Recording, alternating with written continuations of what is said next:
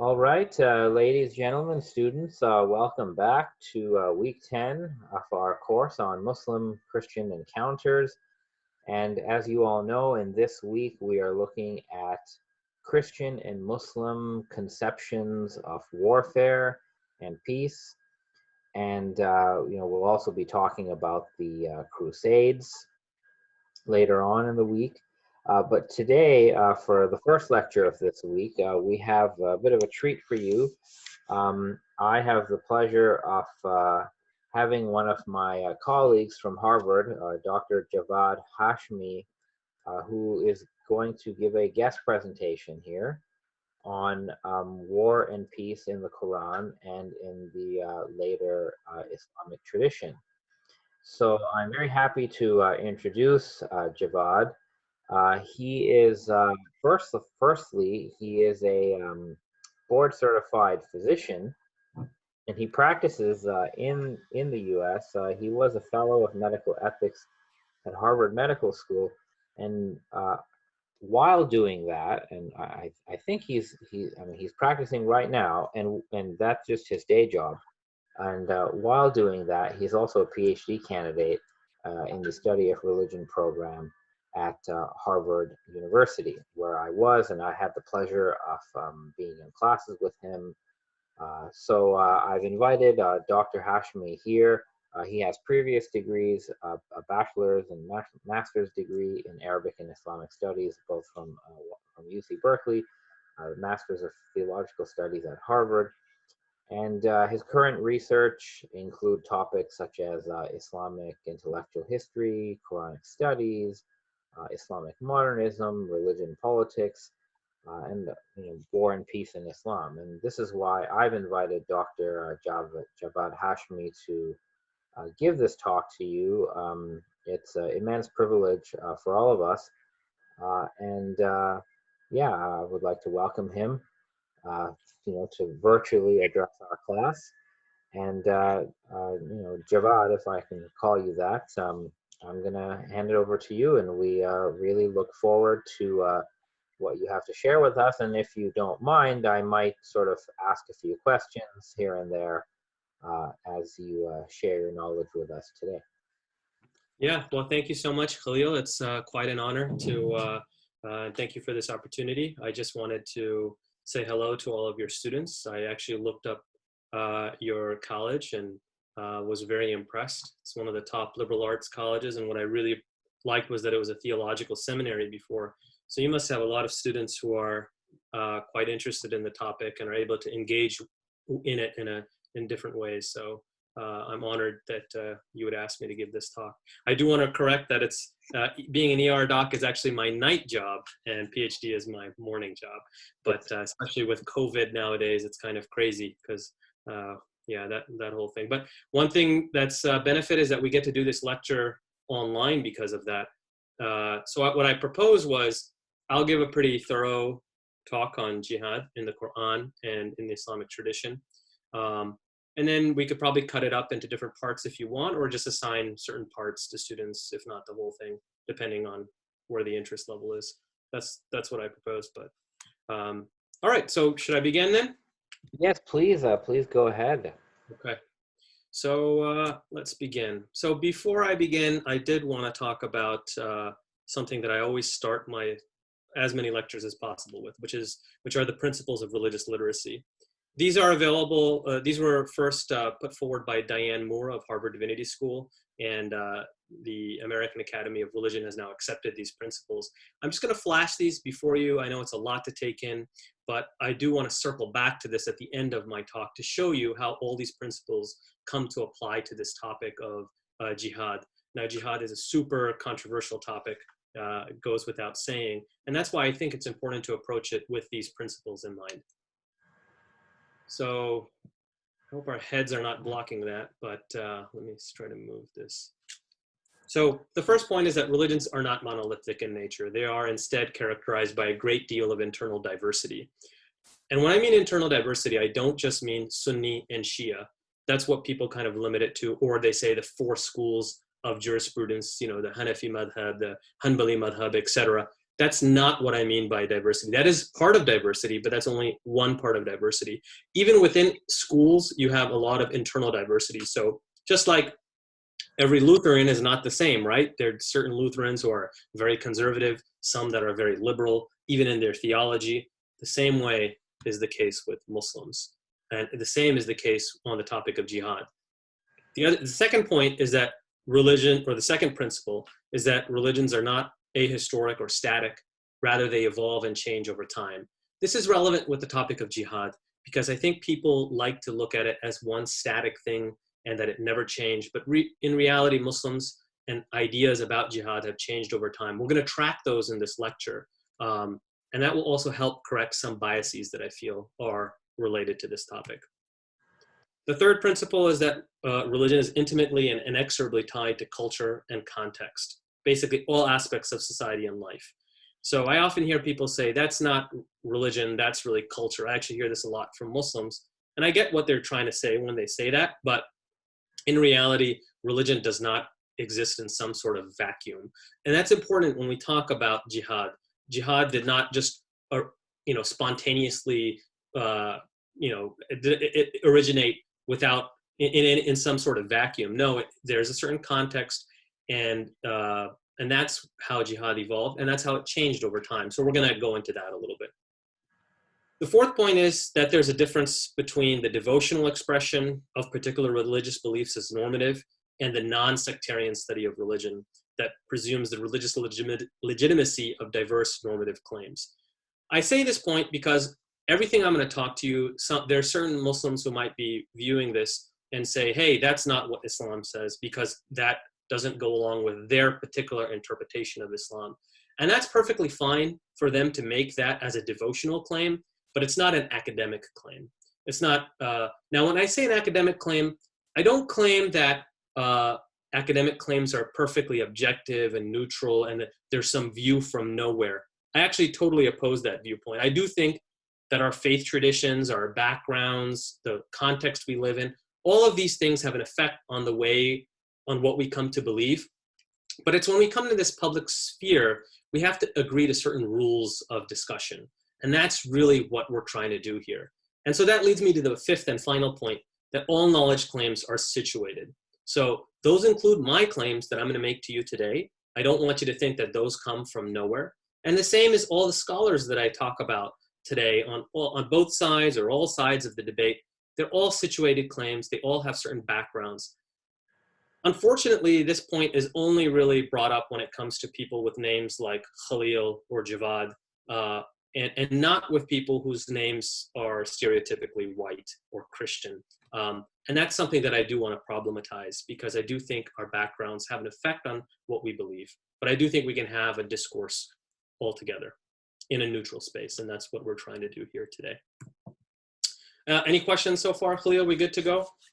No, I mean, this is all very good, and I think it's a good reminder for everybody who studies religion, those principles that you laid out. So am I to understand that what you'll share with us today, it's not, you're going to talk about like different, perhaps conflicting ideas of what war and jihad is among Muslims? You're not just going to show us like one group's view?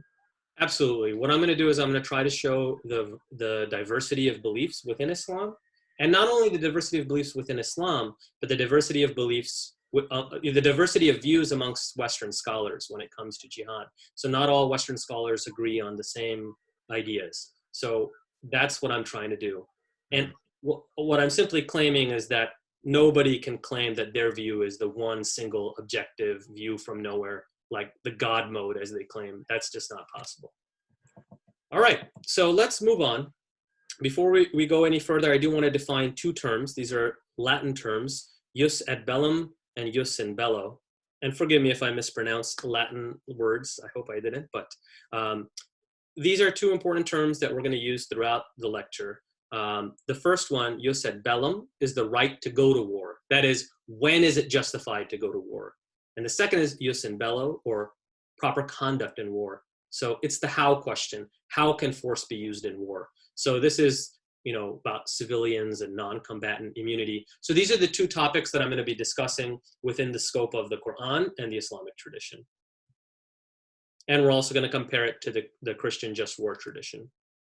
So let's talk about jihad. Okay, so jihad is derived from the verb jahada, and it means to strive or to exert oneself, to struggle. So the first thing that you note is that it does not mean holy war. It does not translate to holy war. It does, however, have a religious or spiritual connotation. So if I struggle, for example, to make money, that's not necessarily, I could struggle to go through school to become a CPA and try to make a lot of money. That's not considered a jihad, really. Sorry, Khalil. That's just a joke. But that's not considered a jihad as such. It has to have a religious or spiritual connotation.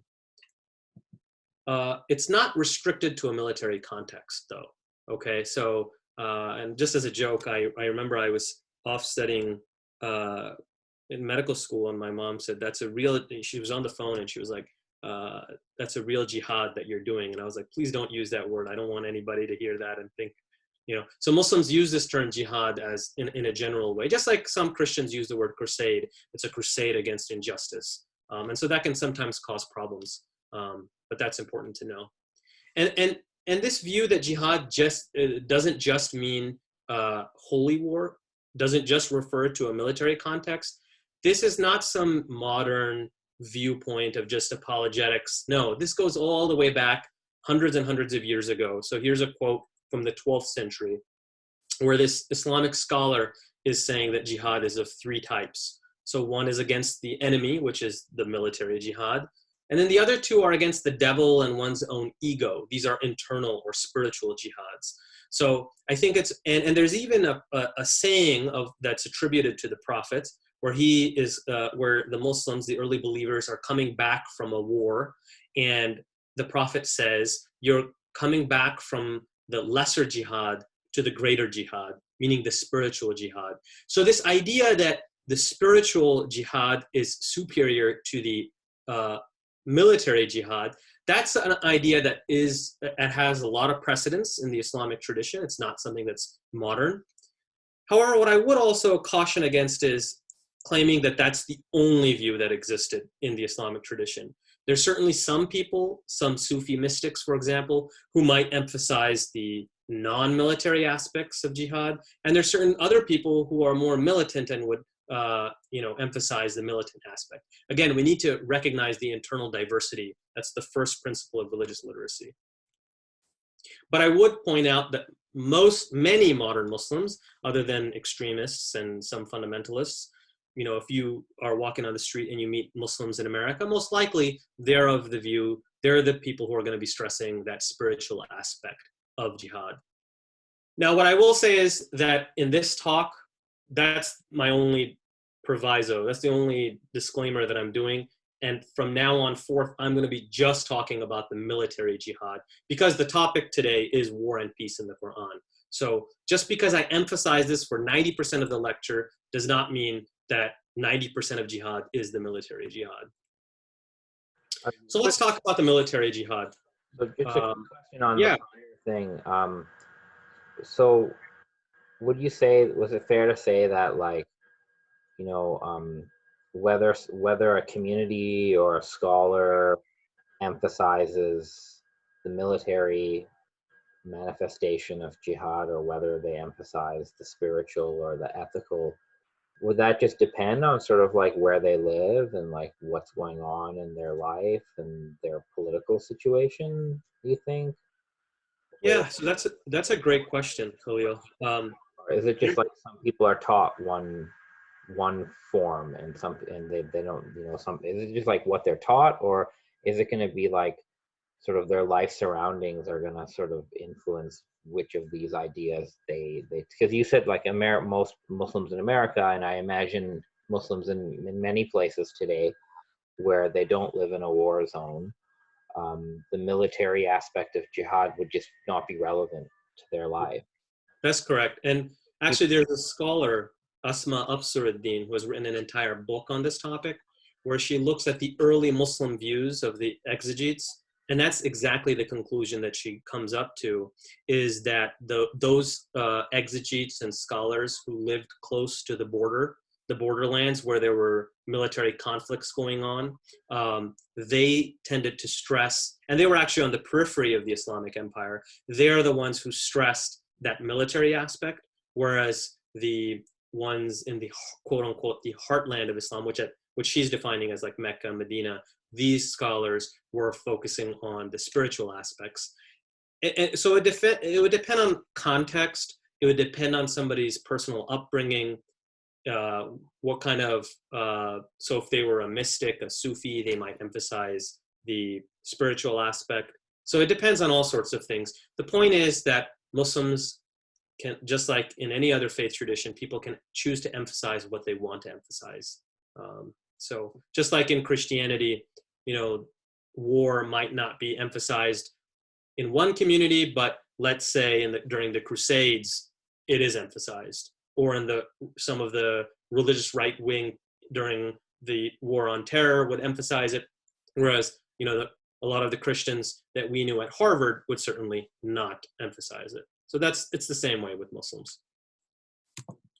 So let's talk about war in the Qur'an, war in the Islamic tradition. I'm going to start with the formative period of Islam. By the formative period, I mean the Prophet's life and just shortly thereafter. That's what I call the formative period of Islam, and I differentiate that from the medieval and the modern period. So those are the kind of three periods that I'm looking at. If we want to talk about sources for the formative period of Islam, I think a great place to start is the Qur'an. It's not only the primary scripture of Islam, it's actually the earliest source we have, the earliest extant source that we have as scholars, as academics, as historians. The Qur'an can be considered a quasi-historical text from that standpoint. It's also important to note that the Qur'an as a text, it became a closed and stabilized text fairly early on. There's a big debate in the Quranic studies, amongst Quranic studies scholars, but really the pendulum has kind of swung in the direction that the Qur'an stabilized as a text pretty early on, relatively speaking. And so that's why, as a scholar, I would rely on the Qur'an as my primary source for the Prophet's life when it comes to the topic of jihad. And as I quoted there, Professor Fred Donner, who also agrees with that. Now, other sources that we would look at are more controversial. Those are the hadith, which are the prophetic traditions. Those are supposedly sayings or actions attributed to the prophets. And then there's the seerah, which is the prophetic biography, and the maghazi, which are like battle stories that are also about the prophet's life. And those are modeled after the stories of the battle days of pre-Islamic era. All of these sources, I take a cautious attitude toward. Now, different scholars will either be on a range where either they trust them a lot, which is the kind of the traditionalist Islamic viewpoints, and then there's the more modernist Muslims or the modern Muslims who would be more cautious or skeptical of them, and there's some Western scholars who would be completely think that they're suspect. And the reason is because they were recorded much after the Qur'an. They were orally transmitted for some time, and then they were put down into writing at a much later time. And so, and they're also full of historical anachronisms, which are not present in the Qur'an. And so for this reason, the hadith are something that we should be cautious of using. So I personally take kind of a middle way approach. I am very cautious of them. I don't completely reject them, but I think that we need to be careful when we use them. And we'll talk about this as we go on. But I would say that primarily my study is a study of the Qur'an itself. I think when we look for context for the Qur'an, instead of looking to those sources, the hadith and the seerah, which I think is really a later generation of Muslims trying to make sense of the Qur'an and the Prophet's life, I think we should actually look at the pre-Islamic literature. And that's also something controversial because that too was written at a later time. And there's all sorts of debates about that. But I do think that the pre-Islamic literature gives us the necessary context to understand what ideas the Qur'an was engaging with and what the Qur'an was in dialogue with. And that's one thing I want us to remember, is that the Quran is always in dialogue with someone or some idea. It's a dialogic text, actually. So let's go to the Quran. Jihad is used in numerous ways in the Quran, in both military and non-military contexts. Holy war is a bad translation. Now, it of course depends on how you translate, how you signify holy war. There's certain translations in which certainly it could work as a translation for some aspects of jihad, but I think holy war is an extremely loaded term. I think it's pejorative, it has a negative connotation, and I think it sums to mind the idea that you're going to war for only religious reasons and in order to convert people to your religion, or because they're of another faith, that's why you're attacking them. I think holy war can characterize some traditional interpretations of jihad, but I don't think it can characterize the Quran, the use of jihad in the Quran itself. So I don't want to go to the other extreme of saying that the Quran doesn't mention war at all and that jihad has no relation to war in the Quran. It certainly does. So that's kind of the balance that I use. And I say that perhaps the best translation of jihad in the Quran could be just struggle, maybe just war, or even justified war if you want to go with something more neutral. I will be arguing, however, that I think the Islamic conception and the Quranic conception can very much be compared to the Christian just war tradition. And so I think just war is a perfectly fine way to interpret it. But we'll get into this as we move forward. So we do need to situate the Quran somewhat. Of course, we need some context. So I would quickly, and I'm sure your professor has already gone over the life story of the Prophet, but it just behooves us to remember that the Prophet Muhammad, he was born in Mecca, in Arabia, and he declared himself a prophet at the age of 40.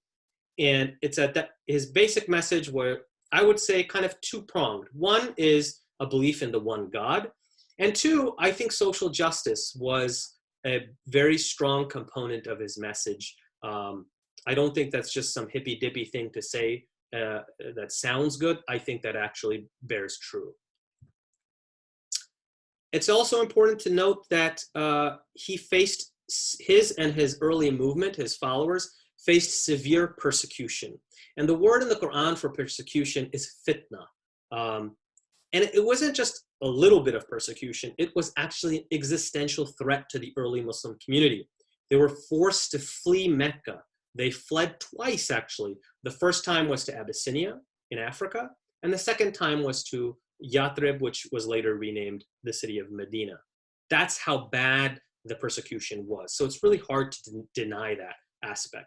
And we should situate our conversation about jihad in this context. If we don't talk about that, or we ignore that, as some people are wont to do, I think we're going to come to a very skewed understanding. Now, when it comes to the Quran, there's peaceful verses. I'm just putting these on the board. You don't need to read them, but these are verses that have a peaceful inclination, bent toward them. But they're also more militant sounding verses. So you got peaceful verses and you got militant sounding verses. So the question is, how do we interpret this? And this comes to the issue of hermeneutics. Now, I'm sure your students probably know everything about hermeneutics since they are at a historically Christian theological seminary. So I'm sure they could teach me on this topic. But basically, when it comes to the Quran on this topic, there are three basic readings. And this is my own division after reviewing all of the literature. I would say there's the polyvalent reading. This is, now I would say the polyvalent reading is very popular amongst modern Western academics. I don't personally agree with it, and I'll show you what I think the problems are with it. But I would say that this is the emerging kind of consensus. And actually, this is one of the things that I'm writing my dissertation on, to push back against this polyvalent reading. And we're going to talk about what that is exactly in the next slide. The second reading is the evolutionary reading. So strange term, evolutionary reading. We'll get into why I call it that. But this is really historically the traditional view of the Islamic exegetes in the medieval era. So this is, you can think of it as the medieval reading of the Quran. Not, I would say, the formative reading, but the medieval, the middle period. And then lastly, we have the holistic reading, which is the modern or the modernist reading of the Quran. And this is the one that I will be arguing actually holds a lot of water. It's up to you to judge whether I convince you of that or not, but I'm going to try to do justice to all three of these readings and inform you of what they are, and that will help you understand the debates that go on about the Quran. So these are the three different readings. The polyvalent reading, which is the first one, argues that there are many conflicting verses on warfare in the Quran. Therefore, no coherent doctrine of jus ad bellum, or Islamic warfare, can be discerned. And the reason for this is that the Quran simply reflects various viewpoints. It could, in fact, be a composite text. That is, there was a long process of redaction, and maybe there were multiple authors that had a hand in the Quran. This view was popularized by Reuven Firestone, who's a Western scholar who wrote a very nice book called Jihad, The Origin of Holy War in Islam. I think it is the best representation of this view, even though, as you will see, I don't agree with any of it, but it's a good book to read if you want to get that view of the Quran. Now, his view of the Quran is rooted in this idea that the Quran is erratic, it's full of contradiction and interpolation, it has inconsistent statements. That is the basis on which this view is built. I argue that there are certain presuppositions about the Quran that we need to really highlight, and they sometimes go undiscovered simply because the author is a Western scholar with a non-Muslim sounding name. And I think it has to do with a historical Western and Christian view of the Quran as a difficult text to read, even incoherent. Now, keep in mind, I'm very sympathetic to this view for people who have had a Christian or Jewish upbringing because they read the Bible growing up as a kid, and that's what they're used to. So they compare the Quran to the Bible. And so you often see many Western scholars doing that. The standard is the Bible and Christianity. Even when we're talking about jihad, what are we doing? We're making the standard Christianity, the Christian just war tradition, and then everything is in comparison to that quote unquote default position. Well, I'll tell you this. I grew up as a Muslim.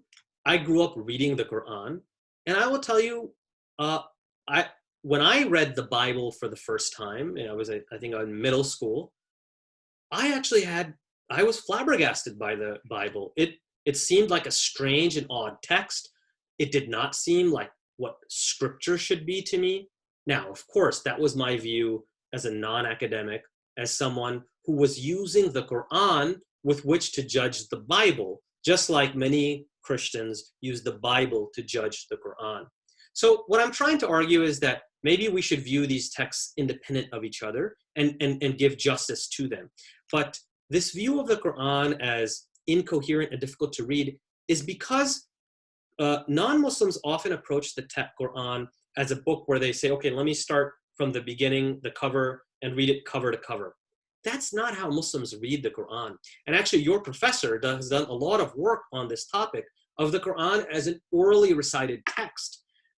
It's not something that you read cover to cover. Muslims don't read it that way. And the way I describe the Quran and how I feel when I read the Quran is that you can pick it up and read it from any page, and its meanings are kind of like a cascading waterfall. No matter where you read, you can pick it up from anywhere. And I'm going to give you kind of a crass analogy. I don't know what you'll think about this, Khalil, but I compare it to, let's say your whole life, all you ever watched was maybe like a drama like Law and Order, where it begins with a criminal who's out on the loose, and then you have detectives, and by the end of it, they put that person behind bars. So that's the only TV that you've ever watched in your entire life.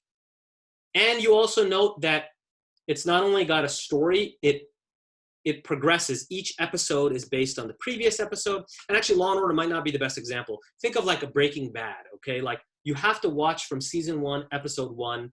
If you don't, and you just start from season 5, episode 6, you're going to hate the show. You're going to be like, this is weird. But think about Seinfeld. Seinfeld is considered a classic, one of the greatest sitcoms, greatest TV shows. You can literally put on Seinfeld from any episode and enjoy it. And that's what I actually watch when I'm going to sleep at night, because it just relaxes me, and I think it's the greatest show. So that's how I make the comparison between the Quran and the Bible. And anyways, I might be going.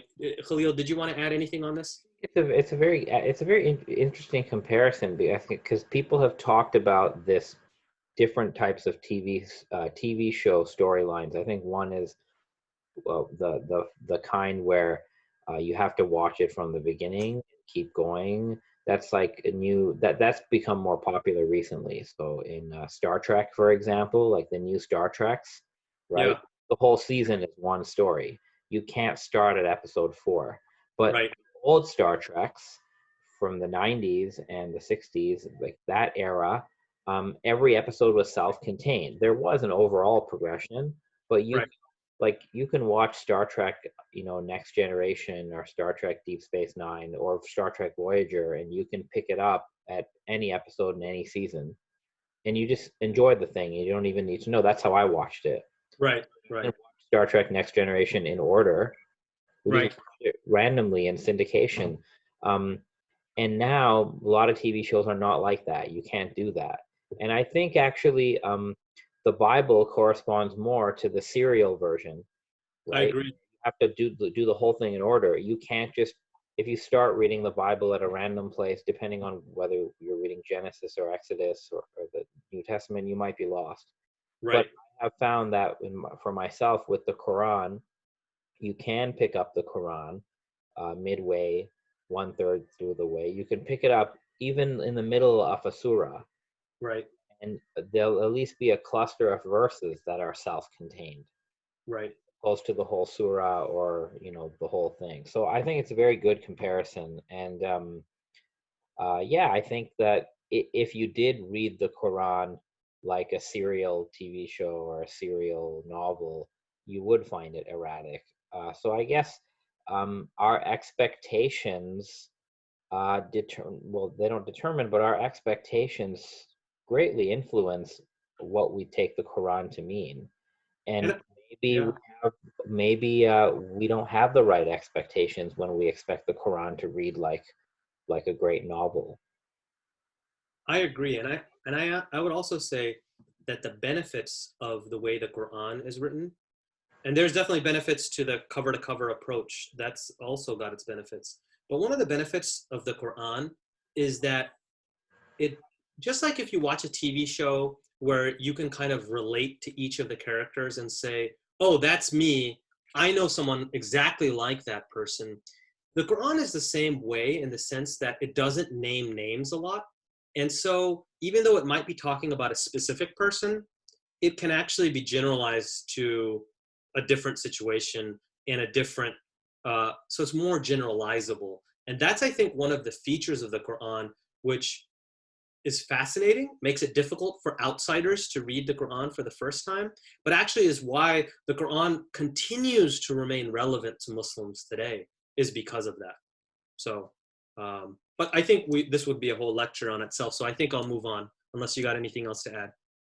No, I'm looking forward to see how these different views, affect the topic that you're talking about. So we can talk about more of this presuppositions that have to do with polyvalent reading, but I'm going to talk about that a little bit later.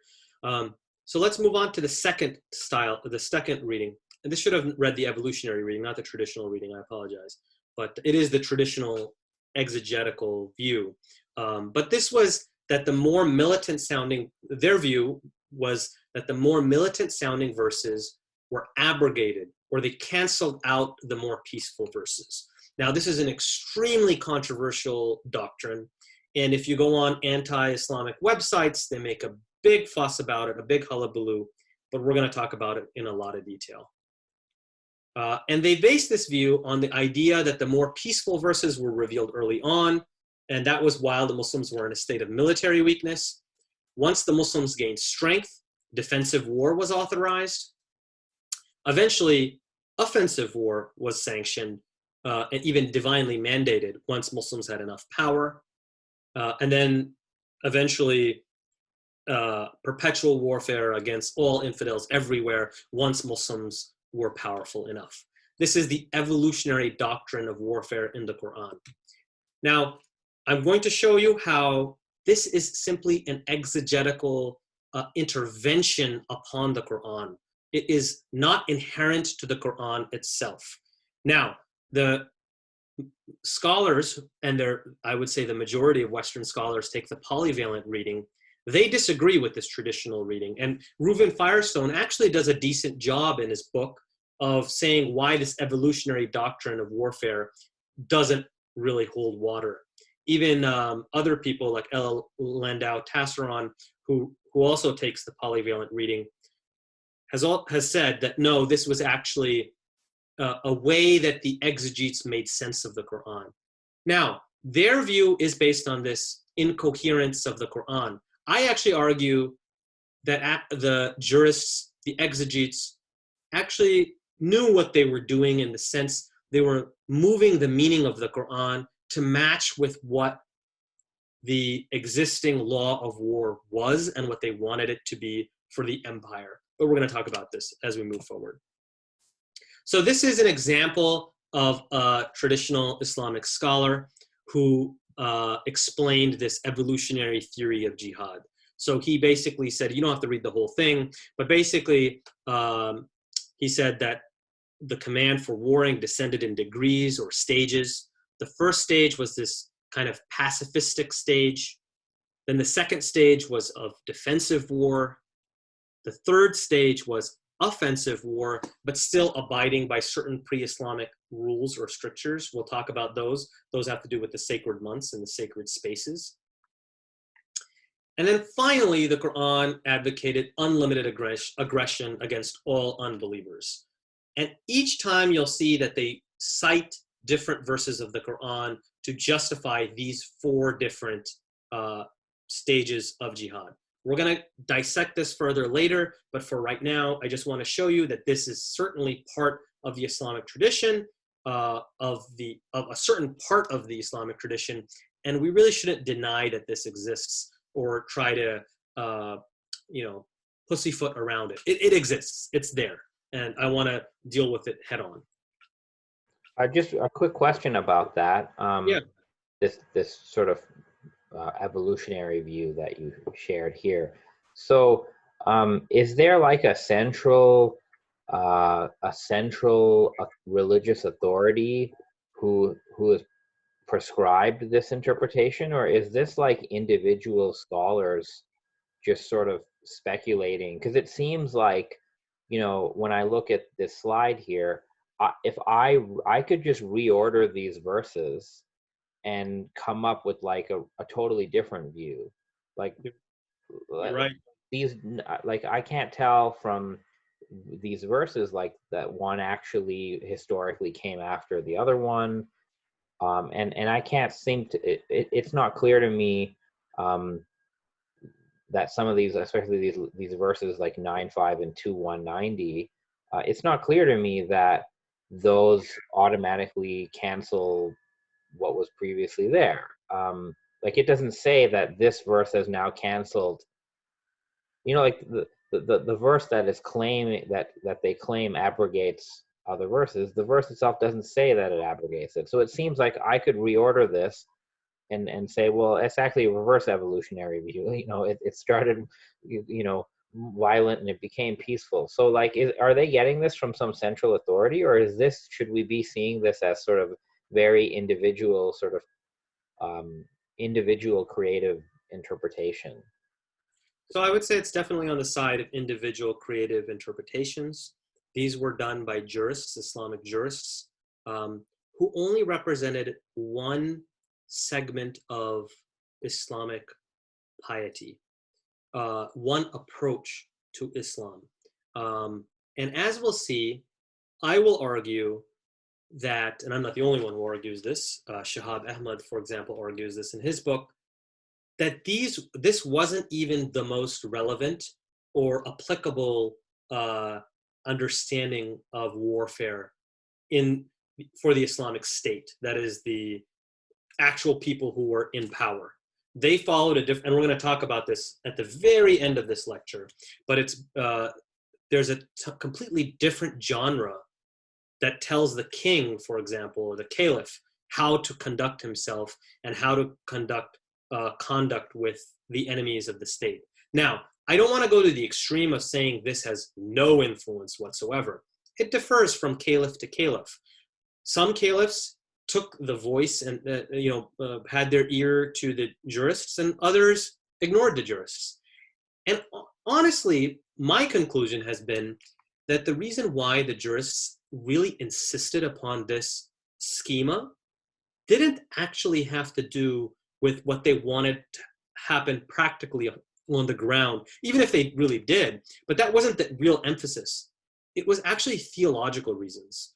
They had to argue that Islam was the final religion and that it is the only path to salvation, and that therefore no other religion could be tolerated by either God or by God's caliph from a default position. Now, of course, they did accommodate other religions, and we're going to talk about that. That's they did have a certain arrangement for Jews and Christians, and even non-Jews and non-Christians. But so it is a creative interpretation. It has limited applicability. I'm not going to say none, but it differed from one time to another, whether the juristic or the juridical interpretation really had any influence on the ground. And I actually think it was a justification of how the caliph should act. And so often a caliph would invade another country because of material reasons. And then the jurists would say, yeah, he was really waging a jihad against the infidels, and just justifying that. So it's a complex thing, but I do want to take it seriously and engage with it seriously. But your point is well acknowledged. There is not a pope in Islam. These jurists and exegetes are simply giving their legal opinions, which are not enforceable by law. So now but it was a widespread view amongst the jurists, so we can't deny that, and so I don't want to underemphasize it either. Now, the medieval jurists, they did divide the world into Dar al-Islam, which was the abode of Islam or the house of Islam, and Dar al-Kufr, or the abode of infidelity. That is, they had a very Manichaean view of the world, good versus evil. Dar al-Salam, the abode of peace, Dar al-Harb, the abode of war. Now, it's important to note, however, that this is not a Quranic distinction. It's not in the Qur'an. It's not present in the Qur'an at all.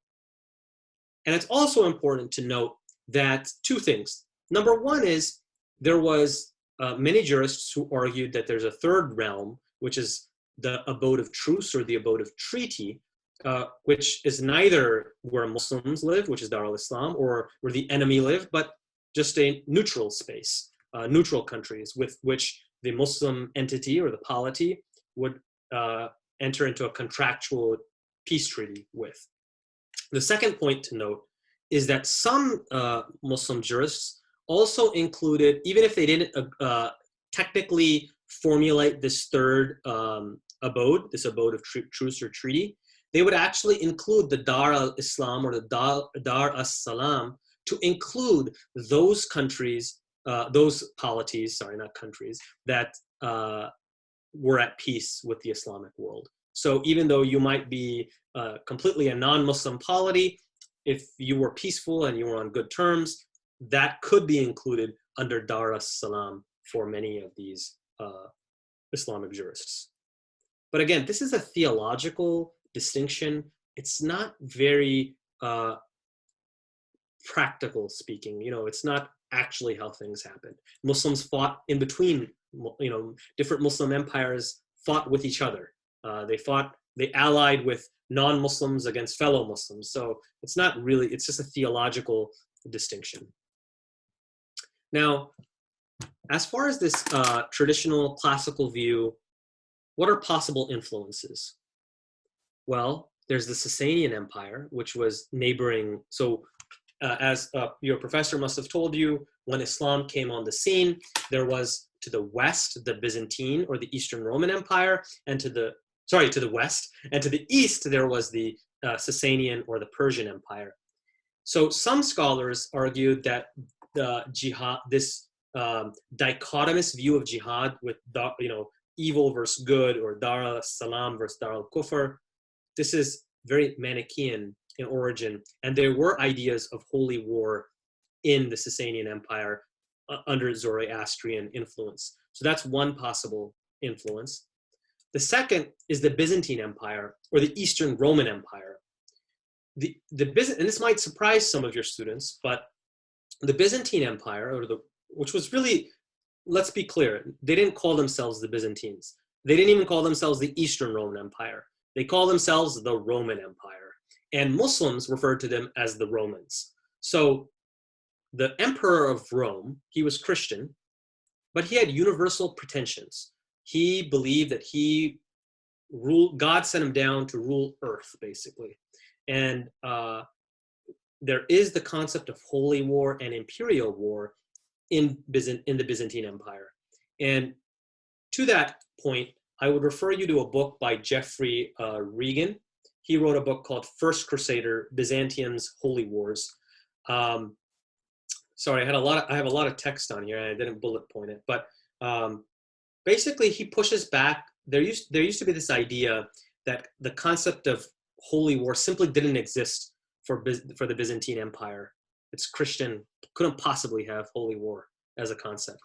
But he actually points out and argues that the concept of holy war did exist, and it actually pre-existed Islam altogether. There was constant warfare between the Byzantine Empire and the Christian Byzantine Empire and the Sasanian or the Zoroastrian Persian Empire. They were constantly at war with each other, and there was a concept of holy war which the Byzantine Empire definitely espoused. And he talks about Heraclius, who was the emperor right before and when Islam arose. But Heraclius himself used specific verbiage which makes us think that he did have a holy war conception. Now, the possible Byzantine influence on Islamic conceptions of jihad, there's actually an appendix in that book where he talks about it. Basically, scholars disagree. There are certain scholars who are against the idea that the Islamic conception could have been influenced by the Byzantine Empire, and then there are scholars who are for it. But it's important to note that even the scholars who are against this connection, what is the argument they use? They actually say, it's in red, the Heraclius' use of it was by no means novel in the Near East. In other words, they're arguing that these ideas of holy war were endemic. They were simply in the milieu in which Islam arose. The point I'm trying to make is that Islam did not originate these ideas of holy war. And the other thing I want to correct on this slide is that one of the errors that I think all of these scholars make, maybe not Fred Donner, but in the against column at least, they're trying to make a connection between the Byzantine concept of holy war and jihad in the time of the prophets.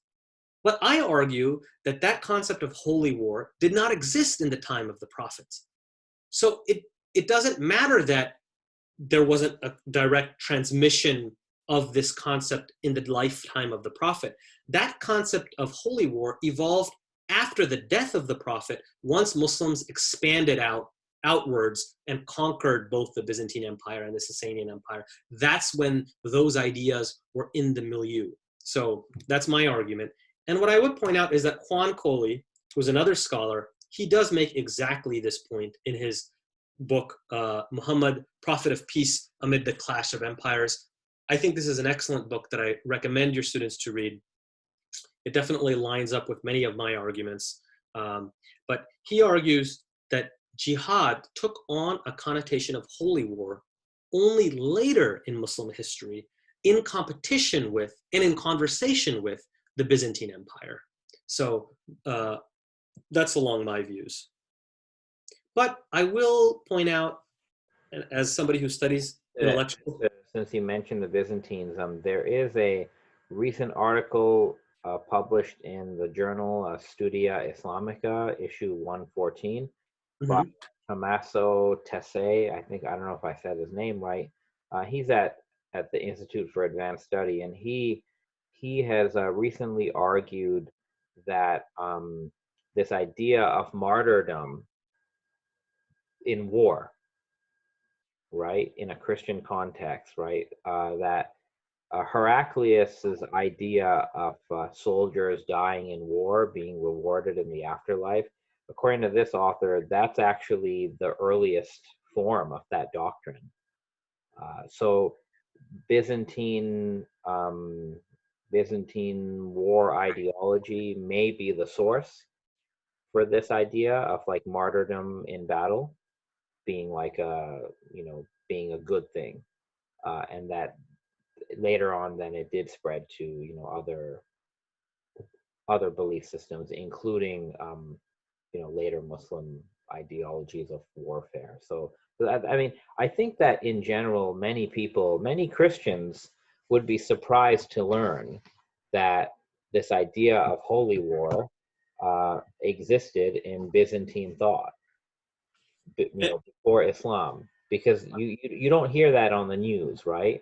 When it comes to the coverage of religious violence, like nobody ever goes back further and says, oh, actually, the Byzantines are doing something like this. They may not be the originators of it, but people never talk about this. I've also read in Fred Donner's work, for example, that the Byzantines, they even had like war prayers. They had hymns. The Byzantine people would sing like a war hymn, like before their soldiers would go fight a war, and they would have that hymn would basically evoke God as the one who defeats the enemies of the empire, and so on. So it seems to me that even if you put Islam and the Quran aside, that a lot of religious discourse has assimilated war. I agree with you, Khalil, and what I would point out is that when we're saying that, we're not saying that the Christians or the Byzantines are the ones who created it de novo all by themselves. They may have gotten it from the Persians, who got it from someone else, the point that we're trying to make, even if the only question here is whether there's a direct link between the Byzantines and Islam on this concept. There's no debate that the Byzantines had that concept, and that concept was pretty prevalent in that milieu overall. The thing that I'm pushing back against, is this idea that I think many Westerners have, because it's kind of goes to some stereotypes about Islam, is that the Muslims and Islam, the Prophet Muhammad, they hatched this idea all by themselves. And that goes against the principles of religious literacy that we started at the beginning of this lecture, where we talked about all religious ideas are born in a certain context. And even the concept of holy war existed in a certain historical context. And that's the only thing we're trying to point to right now, is that there's a certain context for these ideas to have emerged. The other thing I wanted to point out, which I find kind of ironic or funny at least, is that many Western scholars historically who come from Jewish and Christian backgrounds, whenever there's any similarity between an Islamic concept or a Quranic concept and the Hebrew Bible or the Bible and Christianity and Judaism, they're usually always very quick to say, Muhammad got it from the Bible, Muhammad got it from the gospel, etc. There's always, and that's trying to portray Muhammad as derivative. But for some reason now, all of a sudden when it comes to holy war, no. Hey, similarity doesn't mean that they got it from, which I actually agree with. Similarity doesn't necessarily mean you get it from someone. It could just mean that it's in the air, as so to speak. But and I would point out as well, to be fair, that as you know, because you also are an intellectual historian, it's very hard to ascribe influence when it comes to intellectual history. We can posit it, but we can't say for certain. There's no way to know for certain. Nobody's going to take an idea and say, I got this idea from the Christians. No, nobody's going to say that. They're going to pretend they come up with it themselves. So let's move on. Now I want to get to context.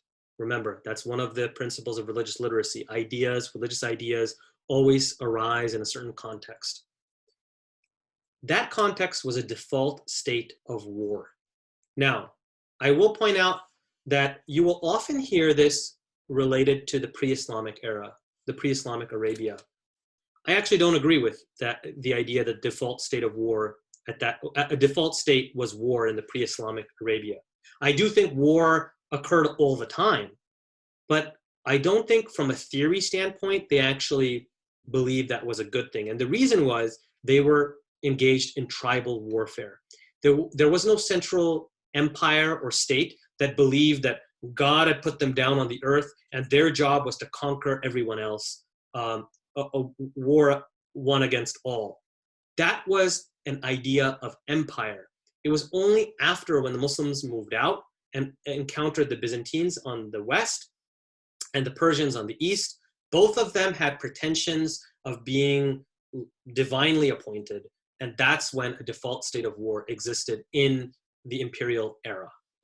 And that is the context in which these Islamic jurists are operating in. So of course, they're going to try to line up the Qur'an to this idea. So perpetual war to expand one's empire, the empire's borders, was simply the norm at that time. It's important to point out that the Western just war tradition did not exist at this time. What we often, and this is where I'm a big critic of a lot of the reading on the, I've read a lot of literature on the just war tradition, and I can understand why people do this. They're sympathetic to their own tradition, so they kind of give it its best possible spin. It's natural. It's not something you do intentional, but it's definitely there. So my criticism is that whenever we compare jihad and just war, we compare the fully crystallized modern conception of the Christian just war tradition, and we compare that to the medieval Islamic tradition of jihad.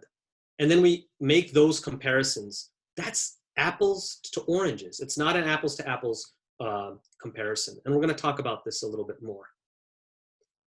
And we'll talk about it in this slide.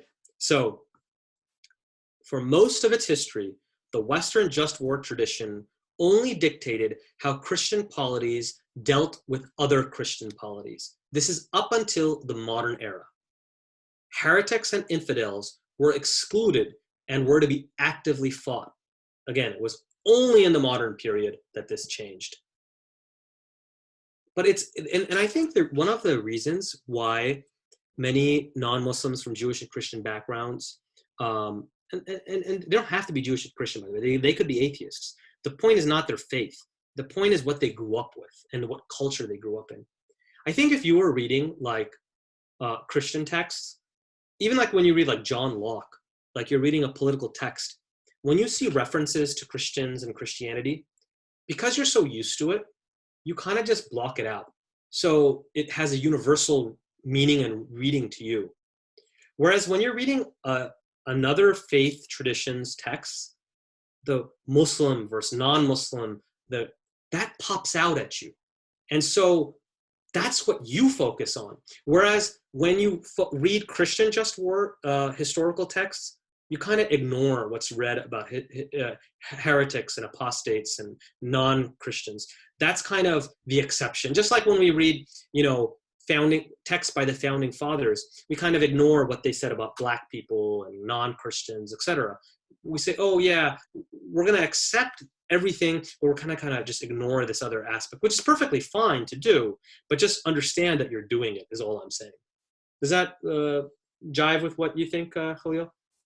Yeah, this is actually it's new for me because you read about just war all the time, but I didn't know that the the full form of just war tradition developed so late. Khalil, I would tell you that even in the secondary literature, it's very hard to find this. I had to do a lot of research. It's because people are so wanting to give a sympathetic spin to their own faith tradition. That's okay. I'm trying also as a Muslim to give a charitable reading of the Islamic tradition. It's just natural. But it's because of the way the state of power is, Christian West is ascendant. So there's always going to be this positive spin. So there's always a straight line that's drawn from, and Nader Hashmi writes a book on liberal democracy, and he talks about how many Westerners simply draw a straight line from the Greeks and democracy, the Greco-Roman tradition, straight to modern liberal Western democracy. Everything is just smoothed over and it's a straight line. Whereas when it comes to Islam, the only thing they focus on is all the negatives. And there's a natural reason for that. It's not something that people do intentionally. It's because that's what pops out to you when you read something of another. And by the way, this happens even in intra-Muslim discussions. As you know, Sunni Shia discussions, when Sunnis read Shiite texts, what's gonna pop out to them? Oh my God, look what they said against the Prophet's wife. That's the only thing that's gonna pop out to them. Whereas, and the same thing, reverse. It's just natural human tendency. And we're gonna talk about more. I actually will discuss a paper in which I'm gonna show this point in a lot more detail. Let's talk about jus in bello. Do you remember what that was, Khalil? I'm testing you. Something to do with war. Something to do with right? Proper conduct. I know you know. I appreciate it. It's proper conduct in war. Now, Muslim jurists did simply take it for granted that a constant state of war existed. That was the reality. They did, however, focus on jus in bello over jus ad bellum. And actually, if you compare the Christian just war tradition and the Islamic tradition, I'm going to make this assessment. The assessment is, when it came to jus ad bellum, which is the right to wage war, I will give the point to the Christian tradition. I will say that there is a little bit more, better on that aspect. But when it comes to jus in bellum, which is the proper conduct in war, I think it's no question. The Islamic tradition does a much better job and a more consistent job. And I would further argue that in a state of war, in the practical reality where everybody's always warring with everyone, even if you think about it in the modern context, do you think America really said, did we have actual jus ad bellum when we wanted to invade Iraq and Afghanistan and all these multitude of countries that we've invaded? No, they first decide that they want to invade because they need oil, they need geostrategic goals. And then they say, okay, let's generate some jus ad bellum justifications. Let's be real. That's how all states operate, not just the Western America. That's how all states in history have acted. So if you were gonna focus on one or the other, I would argue the more important one is jus in bello. However, when we have these comparisons with the just war tradition, the Christian just war tradition, and the Islamic tradition, we overwhelmingly focus on jus ad bellum instead of jus in bello. And I think that's a big mistake. And so the Islamic jurists, where they were very consistent, was they prohibited the targeting of and killing of women and children. And this included non-Muslim women and children. That was completely off limits. And they also included other classes of non-combatants. That's where the dispute was between different Muslim jurists. Some said you can fight anybody. The basic idea, though, at that time was you could fight anybody who could fight you. Not necessarily did fight you, but who could fight you. So they excluded often monks who didn't fight, old men who didn't fight. So that's where it was definitely different than our modern understanding, where we have this concept of like, if you and I aren't going to war, right? We have soldiers who are going to war. But I would say that if there was a correlation between an ancient concept and a modern one, it's in the Islamic tradition when it comes to civilian immunity or non-combatant immunity. And I think the Islamic tradition does a really good job of this. We'll come back to this topic. So now, having summed all of that, let's go to the third reading, which is the holistic reading. This shouldn't read modernist reading. It is the modernist reading, but really I like to call it the holistic reading. The holistic reading argues that the only acceptable jus ad bellum is self-defense. These people, they reject abrogation, and they argue for reconciliation of verses instead of abrogation. Remember, abrogation is canceling verses. No, you need to weigh two different verses and say, okay, what context does one verse apply and what context does the other one apply? And by the way, these modernists, they would point to the classical sources themselves, because the classical sources themselves said, before you reach for abrogation, you should first reconcile verses. You should only use abrogation if you can't reconcile two verses. These modern exegetes, they stress the systematic and holistic reading of the Quran. That's why I call it the holistic reading. And they argued that the militant sounding verses are generally taken out of context by either the medieval scholars who wanted to justify imperial war, or the Western kind of anti-Muslim folks who are quoting Quranic verses. They're taking them out of context. Now, this is not just some hippy-dippy view. I'm going to show you how this is really clearly and obviously true, but we're going to get that in a bit. The last point I would say, and this is super important, is that when non-Muslims often pick up the Quran, they will just simply think that the word kafir, which is, you can translate it, many translators use disbeliever or infidel, that's not synonymous with ghair Muslim or non-Muslim. And that's a distinction that these modern readers are making. They argue, and I agree with them, is that in the Quran, the word kafir or infidel is only used for a specific group of people, that is within Arabia, the Arabian, actually the Meccan Quraysh infidels, who not only disbelieve or did not believe, omitted to believe in Islam. No, they actively disbelieved, not only with their mouths, but with their hands and feet. That is, they fought Muslims. They tried to persecute Muslims. So I think a good translation is people who are actively hostile to Islam and the propagation of Islam, the peaceful propagation of Islam. Those people, the Quran considers to be kafir, kuffar. Does that make sense? Khalil, do you have anything you wanted to add or ask?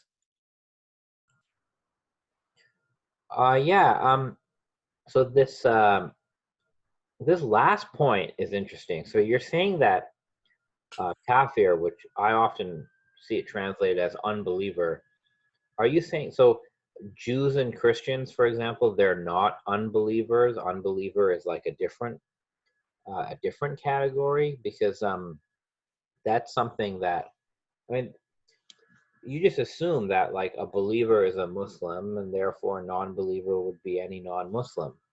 But you seem to be proposing that, people who think that sort of have it wrong, and that Muslims and then Jews, Christians are another category, and then unbeliever, kafir, is even another category.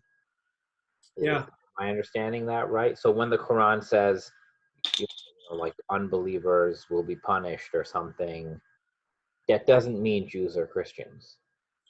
Yeah, and actually, and that's a great question. And by the way, if you have questions, just raise your hand, because I know it's hard to interrupt during this, and I tend to babble a lot. But so just feel free to raise your hand, and I'll call on you. So I think you got it right exactly. I think if you read the Quran and you translate the word kafir as non-Muslim, the Quran is going to come across as extremely militant, because the Quran says fight the kuffar, fight the infidels, right? Fight. But we know for a fact that non-Muslim cannot be synonymous with kafir, and the way we know that is from the Quran itself. And that leads me to, so thanks for that tee up the very next slide, this is just one verse. There's another verse that's exactly like this, and then there are many other verses which point us in the direction that the two terms cannot be synonymous. So this verse reads, truly those who believe, and those who are Jews, and the Christians, and the Sabians, which there's different understandings of who the Sabians might be. I tend to go with the idea that those are the converts, the pagan converts to Islam, but I haven't done too much research on this, so that's another thing altogether. But that's not the important point. The point is that the Quran is including the Muslims along with the Jews and the Christians. And then it says, even more ecumenically, it's saying, anyone who believes in God and the last day and works deeds of righteousness, such shall have their reward with their Lord. No fear shall come upon them, nor shall they grieve. Now, this is a salvific, I can't say that word, but it's a verse about salvation. All right, that is crystal clear from the context. So this verse is saying that not only Muslims, but Jews and Christians, actually anyone who does what? One is belief, which is the simple belief in God and the last day. And the second thing is deeds of righteousness. And I think this is all that the Quran emphasizes. That's what the Prophet Muhammad came to teach. That, hey, I think idolatry was almost an action along with a belief. And so the Quran is basically saying, don't do idolatry because that's a sinful behavior. Believe in God in the last day because you will be held to account for all the actions that you do. And then do deeds of righteousness. And actually, it's very interesting. Immanuel Kant, an Enlightenment thinker, he believed that these are the only three beliefs that you need for a theology to make sense, because this is what creates practical action. And I agree with Gabriel Reynolds. In his recent book, he argues this. I think the Quran should be understood as a homily. It's a homiletic text in the sense that it's about trying to invoke the person to proper action. That's the purpose of the Quran. But in any case, to answer your question, I'm babbling a little bit, but I think the Quran designates two clear groups of people. One are the Muslims and the believers and the believers don't have to be just Muslims as we understand it now with a capital M. They're submitters. Muslim just means one who submits to the will of God. That's all it means. And the Quran calls Abraham a Muslim.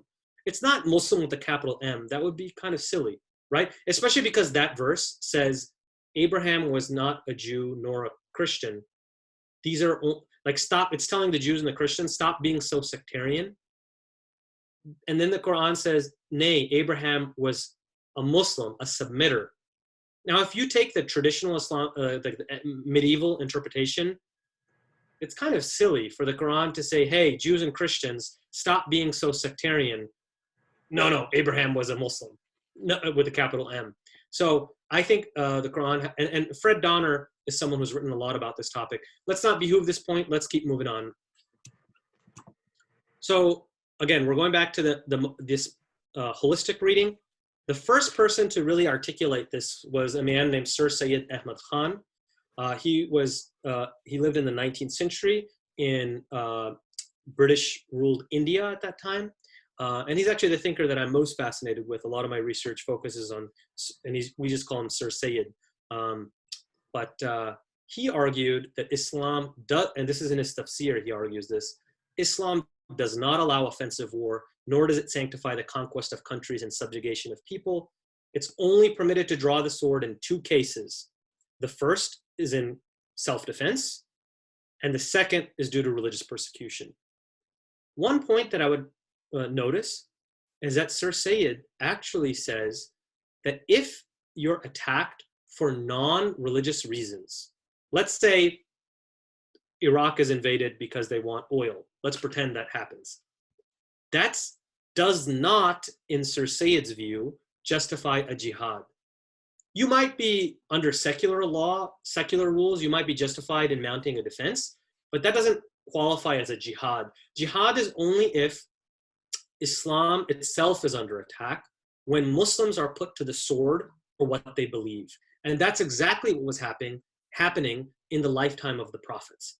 So a lot of Islamic modernists have kind of missed this fine point, but I think it's worthy of note because as a scholar of the Quran, I actually think this holds true in the Quran itself. There were other thinkers. Shirag Ali was actually the disciple of Sir Sayyid. The reason why I mention him is that he actually published this book. It's got a mouthful of a title. That was just common back then. But as you can see from the title, it's self-explanatory what he was arguing. This book is actually in English. And this is the basis of my thesis. I argue that this guy in 1885 got it mostly right. And I'm arguing that as Western scholars, we should actually read his material and see that he has a lot of good points. Unfortunately, Reuven Firestone designates exactly one line for this thinker and this magnificent book, and does not deal with the ideas in it. And I think many of the shortcomings of Firestone's book are because he doesn't give proper weight to it. We're going to get into this later.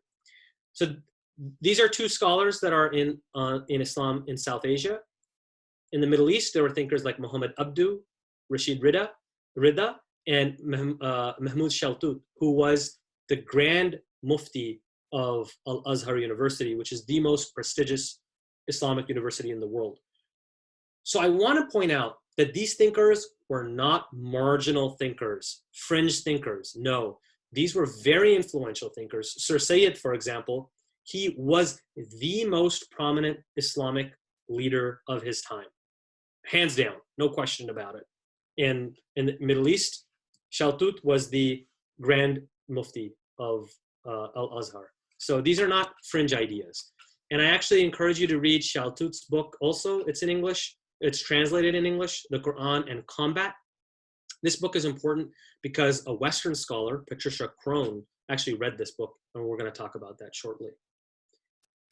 So let's summarize. There are three readings of the Quran in matters of war: the polyvalent reading, the evolutionary reading, and the holistic reading. The evolutionary reading is what was common in the medieval era, and the holistic reading is what's common in the modern or the modernist era, in the modern era and amongst modernist thinkers.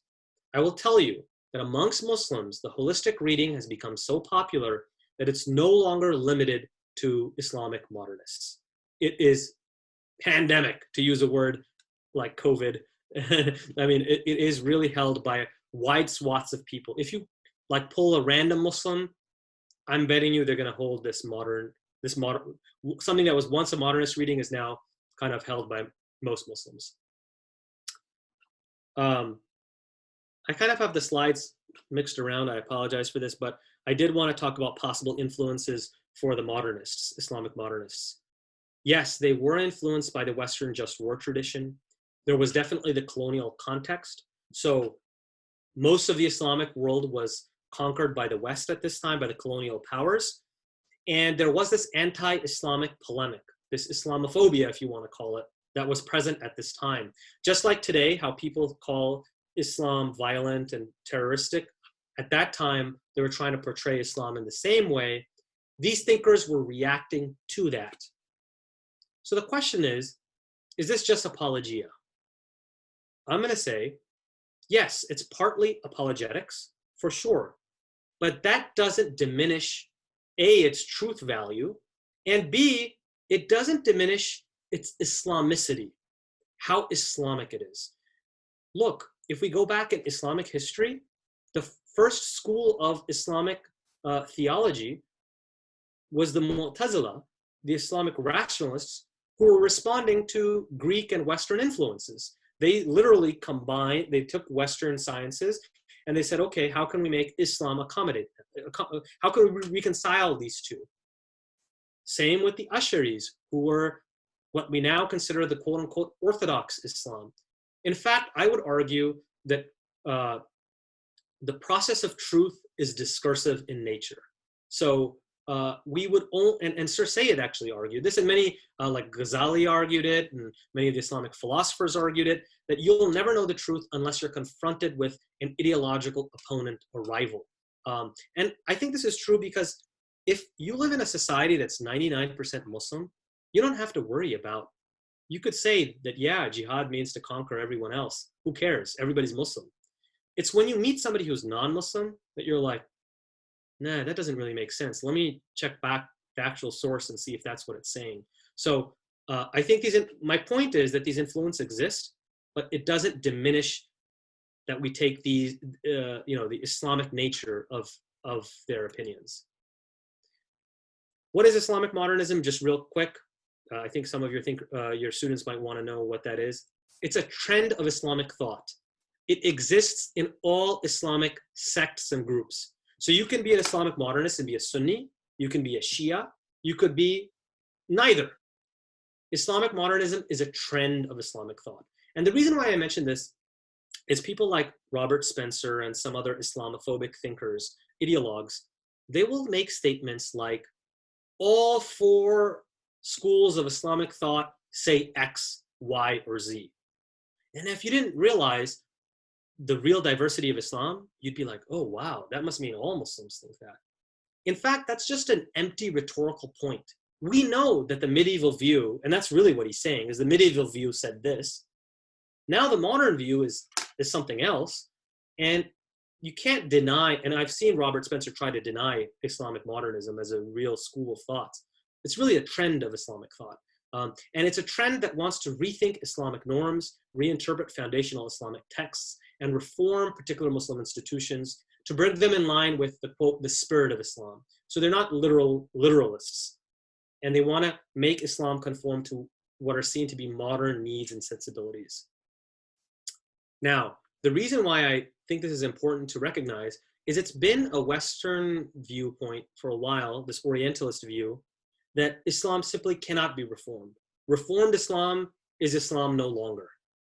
This is a view that many conservative, Orthodox, fundamentalist Muslims, and I'm not saying all Orthodox Muslims are fundamentalists, but I'm just saying this is a view that some of them on the right side would hold. And they would share that view with Islamophobes, but that doesn't make it true.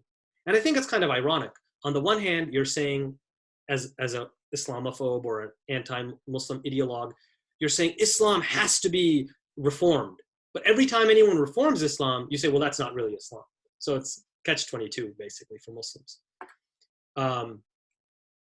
I agree with this conclusion, which is by a certain scholar who says her conclusion, or the conclusion, I don't know if it's a male or female, but Islamic modernism is a fully authentic ideological direction within the framework of the broad historical tradition of Islam. And that those Western scholars who used to claim that any and all modernist tendencies in Islam were formed exclusively by Western liberalism are simply wrong. Now, we've talked about the 3 readings. I'm going to now get into the fun stuff, which is my own thesis. This is the dissertation work that I'm doing. And this is, I think, why your professor was kind enough to call me to give this lecture. I'm going to give you my general argument right up front. I argue that the holistic reading fits the Quranic data best. The Quran calls for peace, forgiveness, and reconciliation. War is justified only in the case of attack, self-defense, and religious persecution.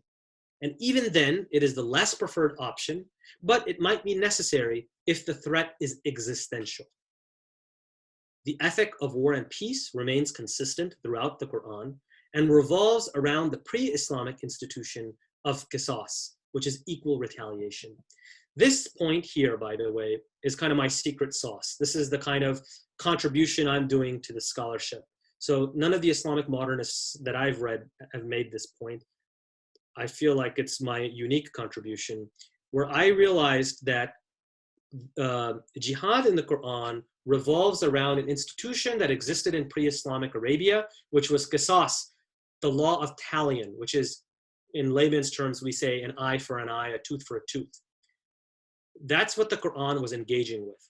So qisas, I argue, is the mihwar, or the central axis of jihad in the Quran, upon which warfare was justified and around which the other principles of war ethic revolved. Once we understand this centrality of qisas, all of this confusion about these so-called conflicting verses of the Quran, I believe they all come into focus, and the Quranic coherence comes into clear focus. So that's my argument. I'm going to try to prove that to you today. But yeah. And then the second point I make is that even though the institution of qisas existed, the Quran's unique contribution is to link fitna, which is religious persecution, to qisas. So not only is qisas important, but fitna is important. And the Quranic discourse on war must be understood in the backdrop of al-fitna al-akbar, or the great persecution, a period of existential threat for the early community of believers. This is my general argument. I also argue, because my ideas are built upon the ideas of Sir Sayyid, Shirag Ali, Muhammad Abdu, all these previous Muslim scholars, I think we should take Muslim scholars seriously. I think it's biased and myopic to ignore the Islamic modernists as mere apologia. Their work should be engaged with seriously. I think the Islamic modernists got it right because they hit on the right methodology and principles, or the usul. I'll back up my point with the words of Patricia Crone. Now, Professor Khalil, you know very well that Patricia Crone was not known as some Islamophile, not someone who was, in fact, she was criticized for having anti-Muslim views at some times of her life. She is the one who published Hagerism, which caused a big stir. So what I'm trying to say is this is not somebody who's, going to take a hippy-dippy view of the Quran. But she basically argues, as regards to the Quran, its study has so far been dominated by the method of the early Muslim exegetes, who are in the habit of considering its verses in isolation. This is what Fazl Rahman called an atomistic reading of the Quran, which I also agree they had. And then she also criticizes them for putting the Quran in context with this other extra Quranic literature, and in effect they were replacing the Quranic context with a new one. I agree with this. She then says that this Muslim scholar, Mahmud Shaltut, who was the Grand Mufti of Al-Azhar, I don't know if that spelling error was mine or hers, but with the first name, but he basically, she argues that he argued for reading the Quran in light of the Quran itself. Now, I will point out that Shaltut was not the first person to do this. In fact, the first person to do this was Sir Sayyid and Shirag Ali in Islam in South Asia. That's another bias that I think is in the academy, where we focus on Islam in the Middle East, even though the majority of Muslims live outside the Middle East. Having said that, I agree with her point that these Islamic modernists adopted the proper method, which was to understand the Quran through the Quran. And she argues this is the method that should be adopted by Western historians as well. So this is where she argues that the modernist approach of reading the Quran on its own basis without kind of getting overwhelmed by the hadith, which is a much later historical source, she says this is the proper method, and I agree with her. This was an amazing quote that I found in a book that was just published posthumously because she passed away. She actually read Shaltut's book on jihad, the one I quoted earlier, which was, by the way, based on Shirag Ali's book and Sir Sayyid's ideas. She said, the first time I read it, I only saw the apologetics. The apologetics were still clear the second time around, but so was the fact that practically everything he said was right. I agree with this. I think the apologetics is there. I've been accused of, this is apologetic, the view that you're saying. I'm saying it doesn't matter what somebody's intentions are. Are their conclusions true or false? That's what I think it really boils down to. She also writes, and I agree with this, though the language of the Quran is often extremely militant, the principle of forgiveness is reiterated between the assertions of the right to defend oneself. And we're going to show this in this presentation. We're going to go through all those verses that Islamophobes quote, and we're going to show that this holds true.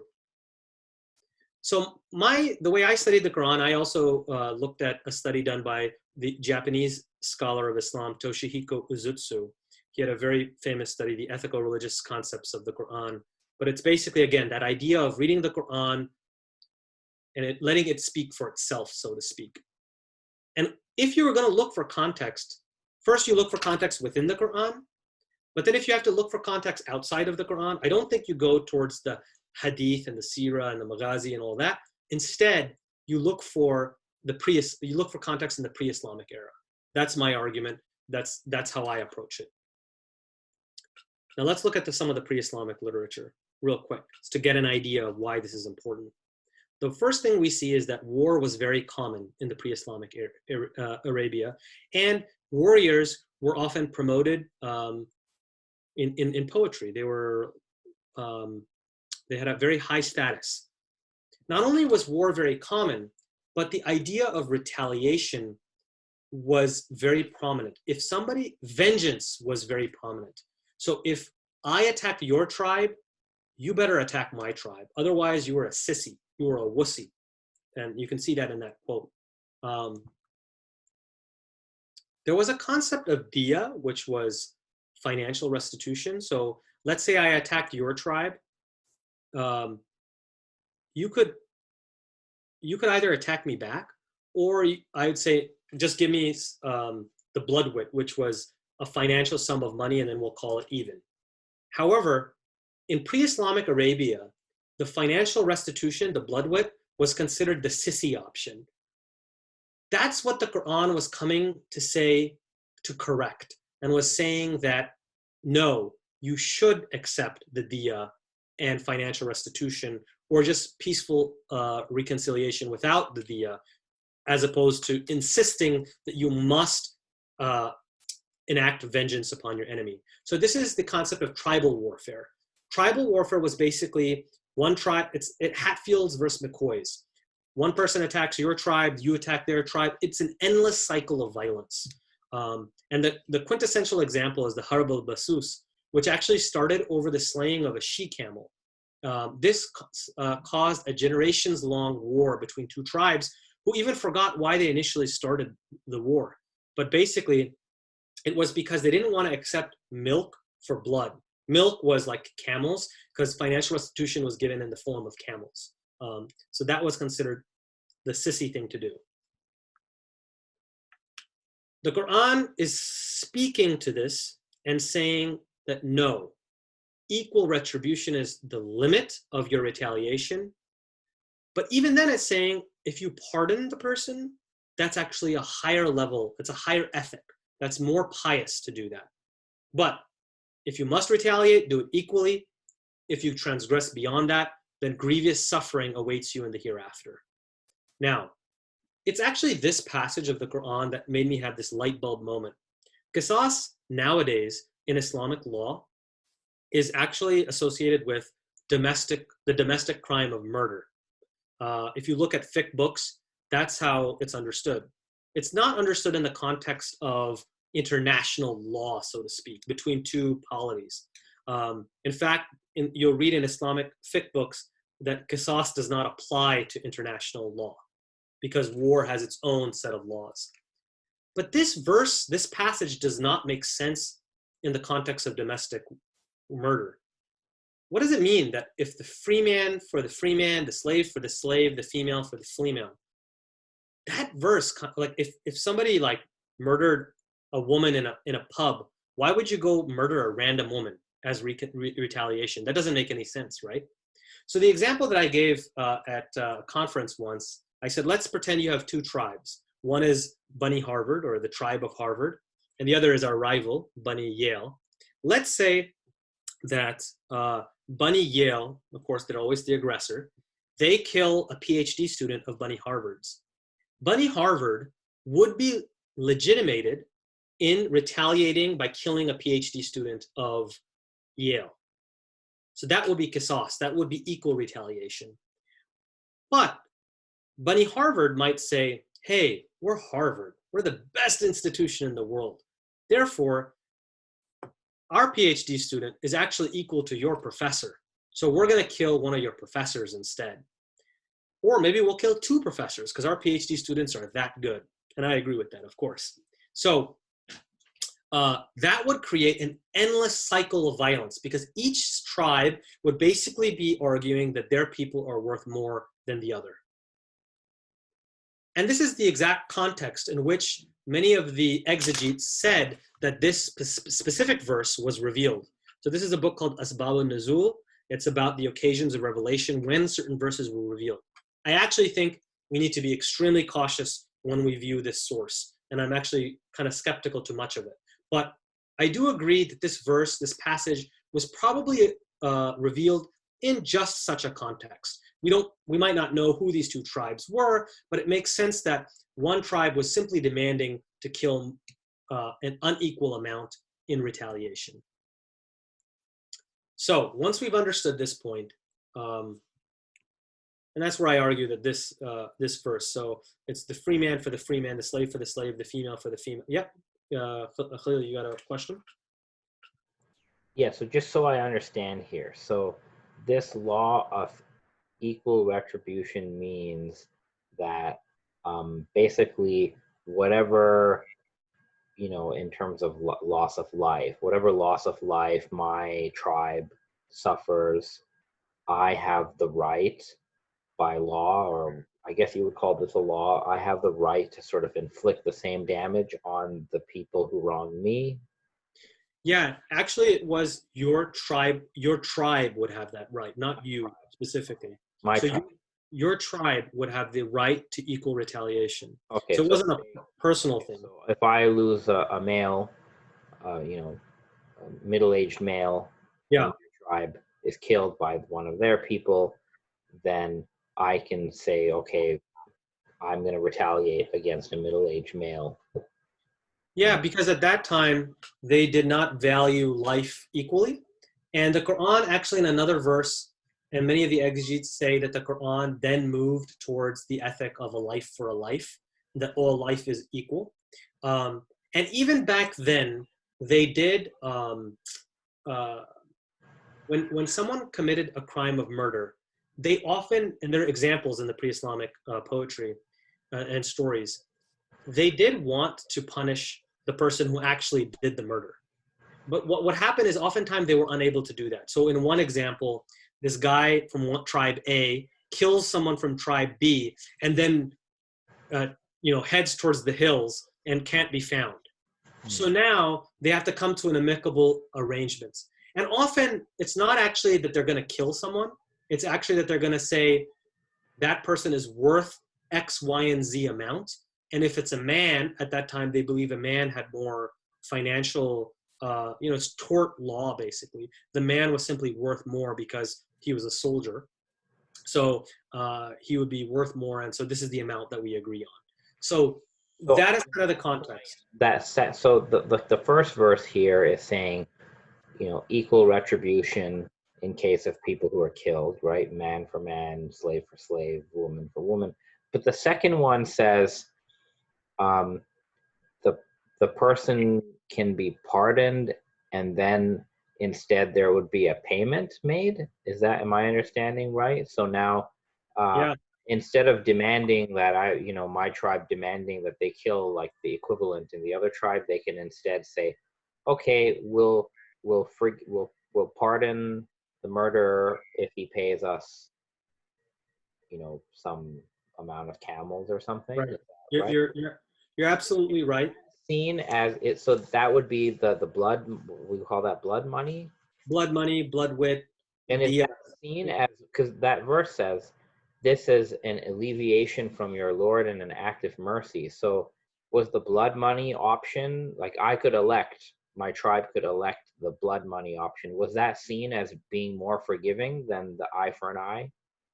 Yeah, so before the Quran came, the context was that it was considered the sissy option. And the Quran is coming and saying, no, this is actually the higher ethic. This is actually, it takes a lot of fortitude to take this higher and to be forbearant, to be steadfast, to be patient, to forgive. This is actually more difficult. And this is why it's actually a higher ethic to do that. So the Quran is reversing the social value of retribution and blood money. Right. Saying the blood money route, although seen as the less manly thing, is actually better. Exactly. So it's trying to work towards peace and set an upper limit. And in fact, there are other places where it seems to indicate that maybe you should just forgive without even getting financial restitution. So always forgiveness is emphasized. And I do want to give another example that I give, because this might seem strange to us because we don't live in tribal societies anymore. But really think about it like in World War II, when the Germans bombed, London, or the British and the Americans, was it Dresden they bombed, I believe, but it was just like massive bombing. I might be wrong about exactly my details. But, even in modern warfare, there is this, in the modern just war tradition, there's this idea of proportionality. This is all that this is arguing for, that when don't kill life in excess. So for example, if during World War II, the Americans, if the Germans firebombed London, then the British could firebomb Berlin. Right. But they couldn't go to excess, right? So if they killed 10 times the amount, then that would violate the just war tradition. Now you could say you can't kill civilians, but the just war tradition does kind of allow that, because if you didn't have this tit for tat, then anyone could attack you and there would be no repercussions for it. So even though you're not allowed to specifically target civilians, when it comes to proportionality, that rule still exists. And this is all the Qur'an is talking about. It's talking about proportionality. This is the principle of proportionality. Okay. And this is present throughout the Qur'an. So here's another passage. And this passage shows you that qisas has to do with warfare, because the believers are those who defend themselves when they are oppressed. The recompense for an injury is an injury equal to it. But if anyone forgives and reconciles, such will have his reward from God. Here, there's no financial restitution that's mentioned, by the way. And we know that this has to do with the non-Muslims, because it's talking about those who defend themselves when they are oppressed, which the exegetes are clear, and it's obvious from the text that this is talking about the Muslims who are being oppressed. So these are verses that need to be, seriously reckoned with. And then the verse goes on to say, look, if you defend yourself after being wronged, nobody can say that you did something wrong. But if you are patient and forgive, that's an even greater thing. So that's what you should do. So that's the Quranic ethic, basically. This is repeated throughout the Quran. So here's another passage. Whoever has retaliated to an injury with no greater than equal to what injury he received, and then he is again oppressed, God will surely help him. That is, you can always retaliate in kind, but don't go to excess. And then look, God is pardoning, most forgiving. The Quran has this weaving pattern. So we're going to talk about this later, but basically what anti-Muslim ideologues do is they kind of use a lot of ellipses and then only half quote verses. And we're gonna see that later on. Now, this verse. Now you might think I'm doing the same thing here, but I'm going to actually quote the entire passage later. But I'm just here trying to bring out a specific point. Drive them out from where they drove you out. Meaning, qisas not only, and qisas again is equal retaliation, keep that in mind. Equal retaliation not only dictated jus ad bellum, that is the right to go to war, but it also dictated jus in bello, which is the conduct in war. So there's even passages where it's like in the pre-Islamic and even in the Quran where it's kind of indicating that whatever methods the enemy uses, limit yourself to that. Don't go to excess above that. So even where they only drive them out where they drove you out from. Don't drive them out from other places. This leads me from qisas, from the proportionality principle. We can also derive the non-aggression principle. This is in this passage. Fight in God's cause against those who fight you, that's qisas, but do not aggress, for God does not love aggressors. If we invert this passage, and I think that's how we should understand it, you can understand the Quranic jus ad bellum, which is again the right to wage war. Do not aggress, for God loves not the aggressors. Fight in God's cause only against those who fight you. That in a nutshell is the Quranic theory of war. If you just wanted to take one thing from this huge long lecture, that's it. You can understand the entire rest of the Quran through this principle. Oops, sorry. That's that. and you can see this principle applied here in this passage. Permission to fight is granted to those who have been attacked because they have been wronged, and God has the power to help them. Those who have been driven unjustly from their homes only for saying our Lord is God. There you're seeing the religious persecution aspect we're going to talk about later. And then God justifies why warfare exists, why God allowed warfare in certain circumstances. This is because if God did not repel some people by means of others, many monasteries, churches, synagogues, and mosques where God's name is much invoked would have been destroyed. Now tell me, Khalil, didn't this shock you when you first read this first time? I mean, it's saying that jihad is to be waged when synagogues are being attacked. This is a concept in the Qur'an that I'm going to refer to, talk about later, which is the freedom of religion. This is not some modern hippy-dippy thing. This is in the Qur'an and very clear. It's not only in the Qur'an, but I argue it's actually the inherent to the jus ad bellum. It's actually the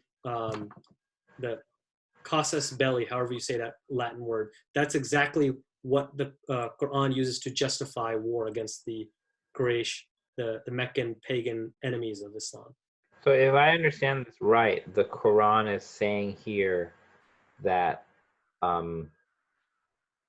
permission to fight is granted to those who've been attacked first. Like, basically someone has to attack you, only then you're entitled to resort to violence.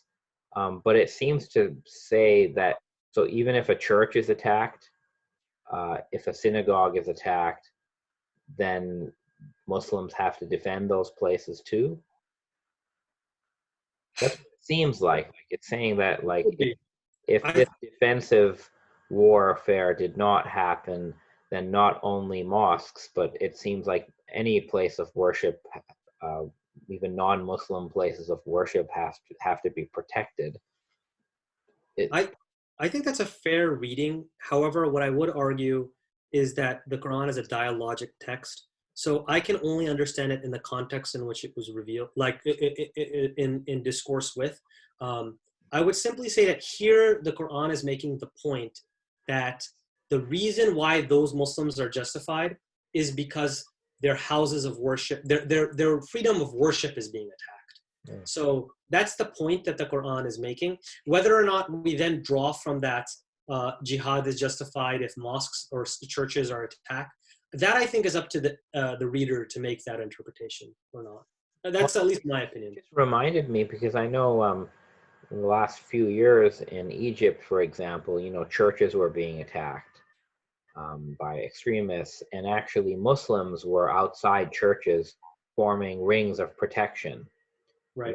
Christians were in the church. Coptic Christians were in the church observing Easter or Mass or whatnot, and Muslims were outside the church forming a whole circle of protection around those churches to protect the churches.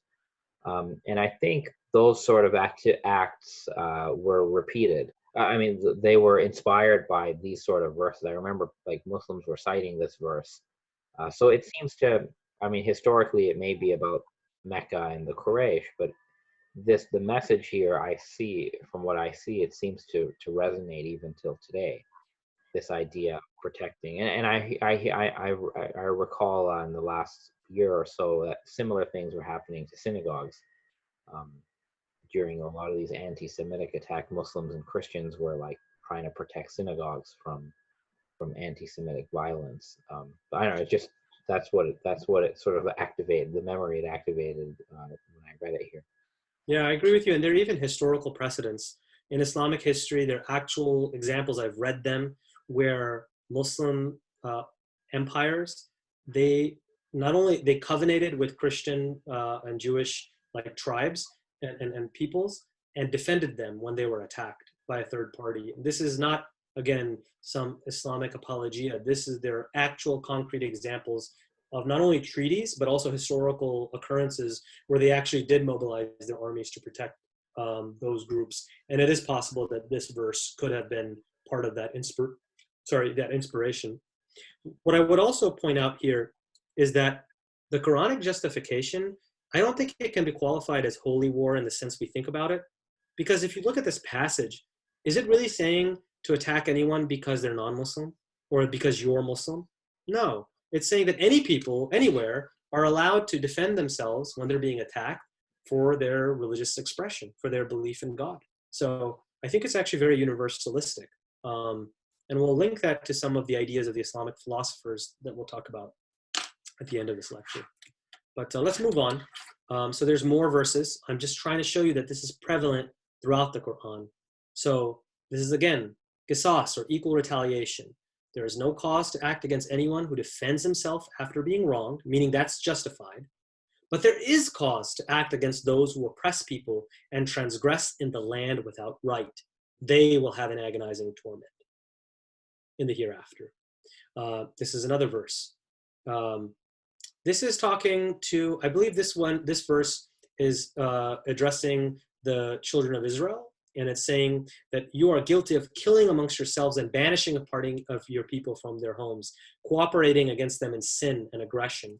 And the reason why I bring this verse up is that this is an ethic that the Quran talks about in a transhistoric, like,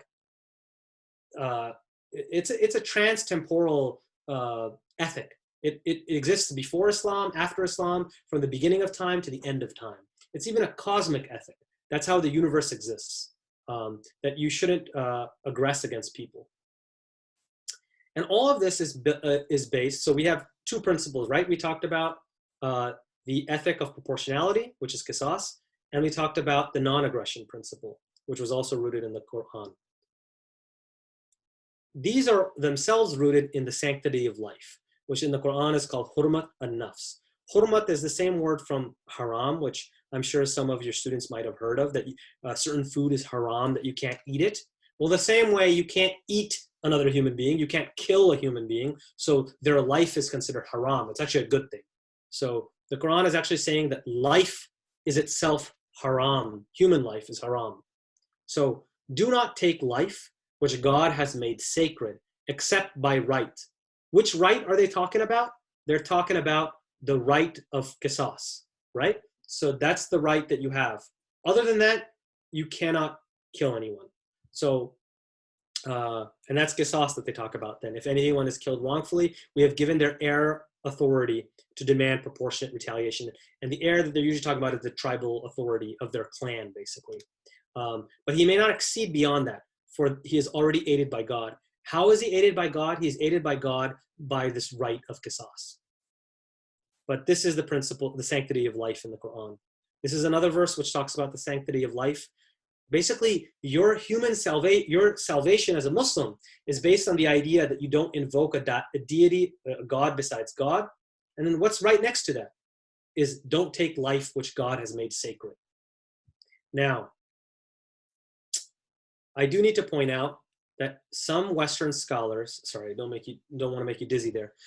Some Western scholars do read this. And I actually, when I wrote my first draft of this article, one of my colleagues who read it says that they read this verse differently.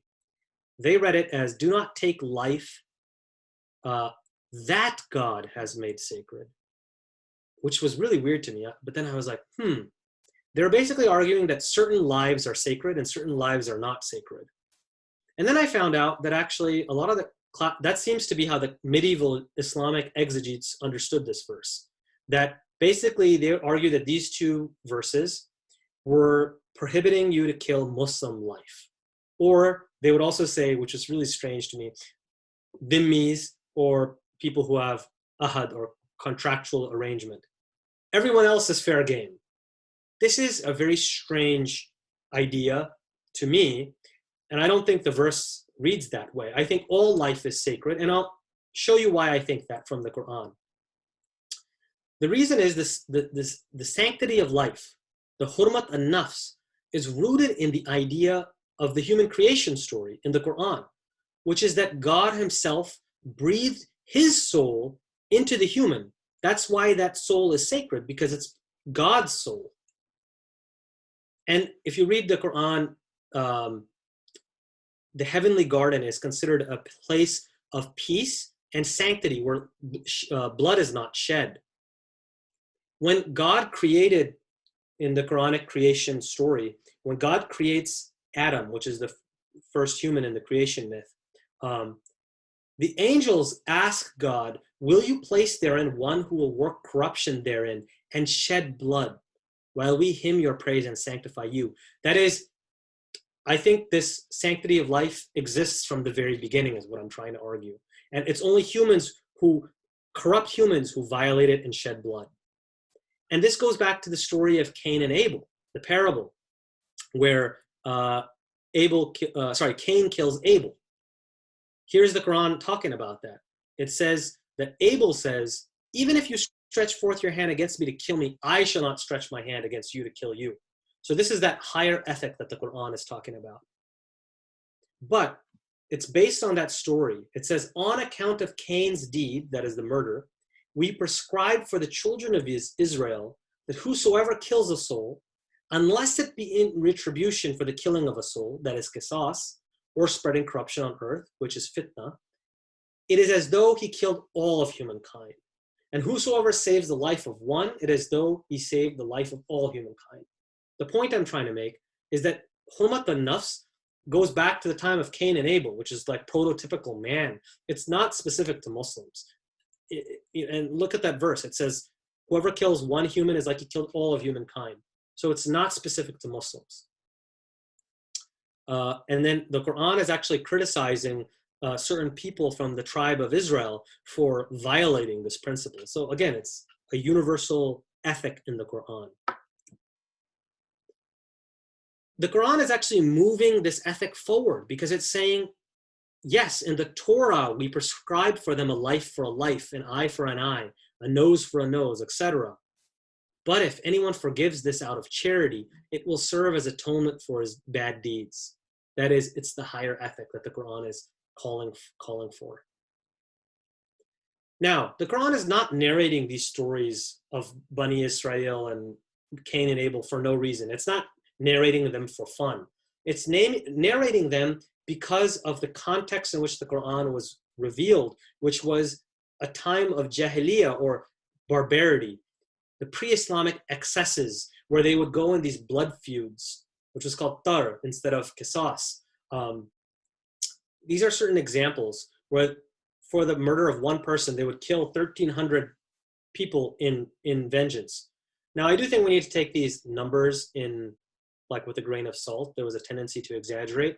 And that's a point that we're going to probably come back to if we talk about the prophetic stories. But the point is that the Quran is reacting to this pre-Islamic excess, which it characterized as jahili.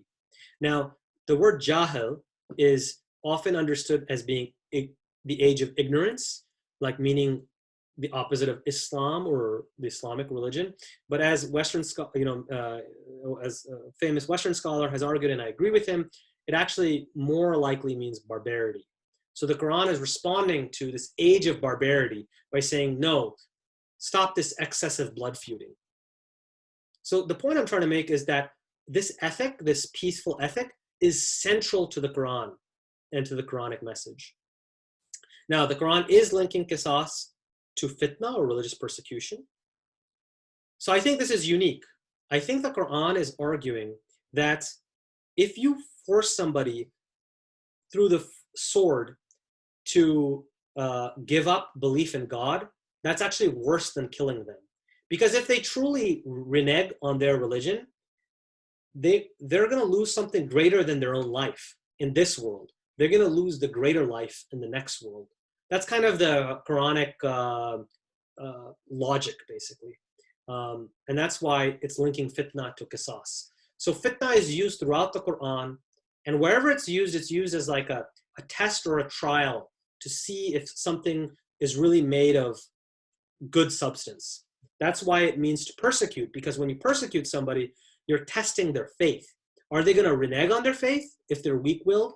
Or are they going to stay true to their religion? Then they're strong and they're the true believers. That's why the word fitna is used in that sense of religious persecution. And these are some of the classical exegetes who understood this, that fitna means religious persecution. And the prototypical example is there was a black slave named Bilal who converted to Islam, and they put a big boulder on his chest, trying to crush him, and told him to renege on Islam, but he refused to do so. And that's kind of the prototypical example. And there were Muslims who were even killed. That's how bad the persecution was. And Muslims, like I said before, they had to flee Mecca twice. So it was an existential threat, and this is what the Qur'an is responding to. So whenever the Qur'an is talking about past prophets, and the reason why I bring up this verse, it uses the same yaftinahum, which is from the same, fitna and this word are from the same root. I actually argue first that it brings up these stories only because it's trying to relate it to the prophetic context. But secondly, I think that we should translate fitna as yaftinu as not only persecute, but almost like inquisition. Like I'm talking about Spanish Inquisition style. That's really how we should think of the word fitna. There were two fitnas. One, the first one, which is the lesser or the first fitna, that was when the weaker Muslims had to flee to Africa. And again, they did because they were afraid of what? Apostasy and fleeing. They had to flee with God to flee to another continent altogether. Then the second fitna was the greater fitna. This was the fitna, the persecution that caused Muslims to leave Mecca and go to Medina, or Yathrib at that time. And that is like so important to Islamic history. That's actually the time that we date the Quranic calendar. Hijra, that's what we call it. The Hijri calendar, it starts with this migration. So it's central to Islamic history. And so this exegete, Tabari, who is also a historian, he's arguing that that's when this verse was revealed. Fight them until there is no fitna, religious persecution. And this is important because we're going to come back to this verse later on. Now, Western scholars, and I'm not going to lump Western scholars with Islamophobes, but they both make the same argument. They argue that once Muhammad fled to Medina, that was it. He should have just left everything alone. But instead, he decided to attack the Meccans, the Quraysh, and he initiated a raid against them. And that's the Battle of Badr, which was a raid against the Quraysh. So this is what Reuben Firestone argues in his book. As in fact, it turned out, it was Muhammad and not the Meccan Quraysh who initiated the battles that subsequently ensued between them. I don't think this is justifiable at all.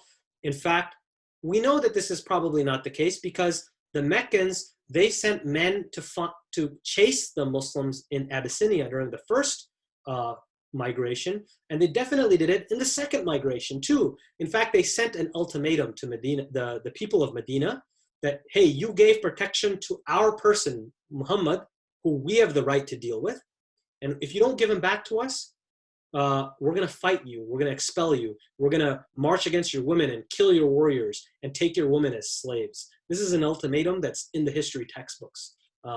So I think, now, I've taken a cautious attitude towards these other sources. So someone might say, hey, why are you citing it right now? Well, I think you can derive this from the Quran itself.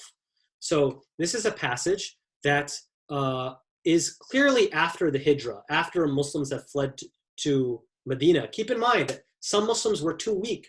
The weak Muslims had to stay behind in Mecca. Those were especially vulnerable. We know that this passage came after the Hijra because the beginning of it says, truly those who believe and migrate. We know that this is so after the Hijra. And then it's talking about those Muslims who were left behind and are asking for help. The Quran is saying you should help them if you can. And if you don't, there'll continue to be fitna in the land and great corruption. The point is that the fitna continued after the Muslims fled to Medina, at least in the Quranic conception and according to the Muslims. And this passage, I think, is extremely powerful. Khalil, do you mind reading out this passage for me?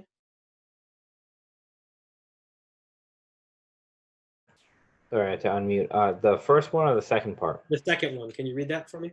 So, and what ails you that you fight not in the way of God, and for the weak and oppressed, men, women, and children who cry out, Our Lord, rescue us from this town whose people are oppressors, and appoint for us from you a protector, and appoint us from you a helper. So thanks for reading that. So that's exactly the Quranic jus ad bellum. It's A, religious persecution, oppression, transgression, aggression, all of these things that justify the Quranic jus ad bellum. And the Quran is, in a way, not responding. I don't think it was intending to in that sense, but this could be a response to certain Christians who believe in complete pacifism, or any non-Christians who believe in complete pacifism. The Quran is arguing that that's not appropriate because you still need to help people who are oppressed in the land. Again, the famous example, you don't think that you should aid the Jews in the Holocaust who are being oppressed by the Nazis? The Quran is making a similar argument here. To sum up, the Quranic theory of war is based on these principles: the sanctity of life, the non-aggression principle, and equal retaliation, or qisas. And fitna, religious persecution, is linked to qisas. The last point I want to reiterate is that the door to forgiveness and reconciliation is always open. And we're going to see that. We're going to go to the most militant verses in the Quran and show that the Quran always leaves the door to forgiveness and reconciliation open. Yeah, Khalil? So every book I've read on this subject by some, prominent scholars, like, warfare in the Quran, nobody ever brought up this idea of equal retaliation. I've never seen that before. And I think you're the first person to really come and say that we need to read all the Quranic verses about war in light of this equal retaliation idea. But I've never also I have never also seen the qisas, equal retaliation, discussed in the pre-Islamic literature either. And I didn't realize how the Quran is almost reversing the pre-Islamic ethic, where retaliation, or there was, it seems to me that in the pre-Islamic context, they didn't even respect equal retaliation. Like, they went for like totally disproportionate retaliation. So I just found that interesting. And I can totally see, like, if equal retaliation is the most sort of maximal level of retribution, right? Like, the worst possible thing is equal retaliation, and therefore, that would mean that in according to the Quran, like, you can't do offensive warfare, right? Because Absolutely. the best you could, if the worst, if like it's like the most amount of violence that's ever justified could only be equal to what's been done against you. So there just seems to be no room in the Quran for equal retaliation, for offensive, like, instigation warfare. Would that be correct? That's correct. And they're just, as we've seen, there's verses of the Quran in which it says God hates aggressors. Fight in equal way, but do not aggress, for God does not love aggressors. It's so explicit. I would say, and I'm grateful that you acknowledge that. That is what my unique contribution is, and I'm glad to make that. I do think some other scholars have noticed that there is this equal tit for tat, but they haven't linked it to qisas, which is the pre-Islamic institution, the law of talion. And that's really the unique contribution that I make. It's in the context of qisas, understood specifically as an institution, that then the Quranic logic makes sense. And the only scholar that I've really seen, Fred Donner, he does have a great piece, and you've assigned it to your students for this week. He does talk about qisas in the pre-Islamic era, but I think where I'm pushing it to the next level is I'm actually showing that the Quran not only engages with that, but that's actually the foundation. You can't understand the Quran. You simply cannot understand the Quranic theory of war if you don't understand qisas. And yet it's completely absent from any discussion on jihad in the Quran. Let me ask you this then. I'm sure somebody might say, but look, there's so many Quranic verses that seem to urge war against the kafirun, like the unbelievers. So how does that fit into your theory? Because your theory would basically say that, look, the only type of warfare that's okay is, defensive warfare, or resorting to violence to stop persecution, which again is defensive. But what about these verses that seem to, apparent on the surface, they seem to support an offensive stance against unbelievers, even if it's not Jews or Christians? How do you deal with those? Yeah, and to be clear, I don't think the word kafir refers to any non-Muslims outside of Jews and Christians. So I believe in my reading of the text that kafir refers to a specific group of people, basically those people who rejected their prophets. And this could refer to not just Prophet Muhammad. In the Quran brings the stories of past prophets like Abraham, Moses, Jesus. The people who rejected Jesus and put him on the cross and killed him, they were kafir because they killed past prophets. They not only didn't accept the religion, and by the way, the term in the Quran that's used for religion, deen, it's a general term for God's religion. It doesn't refer specifically to Islam with a capital I as we understand it today. It refers to this supra category of God's religion.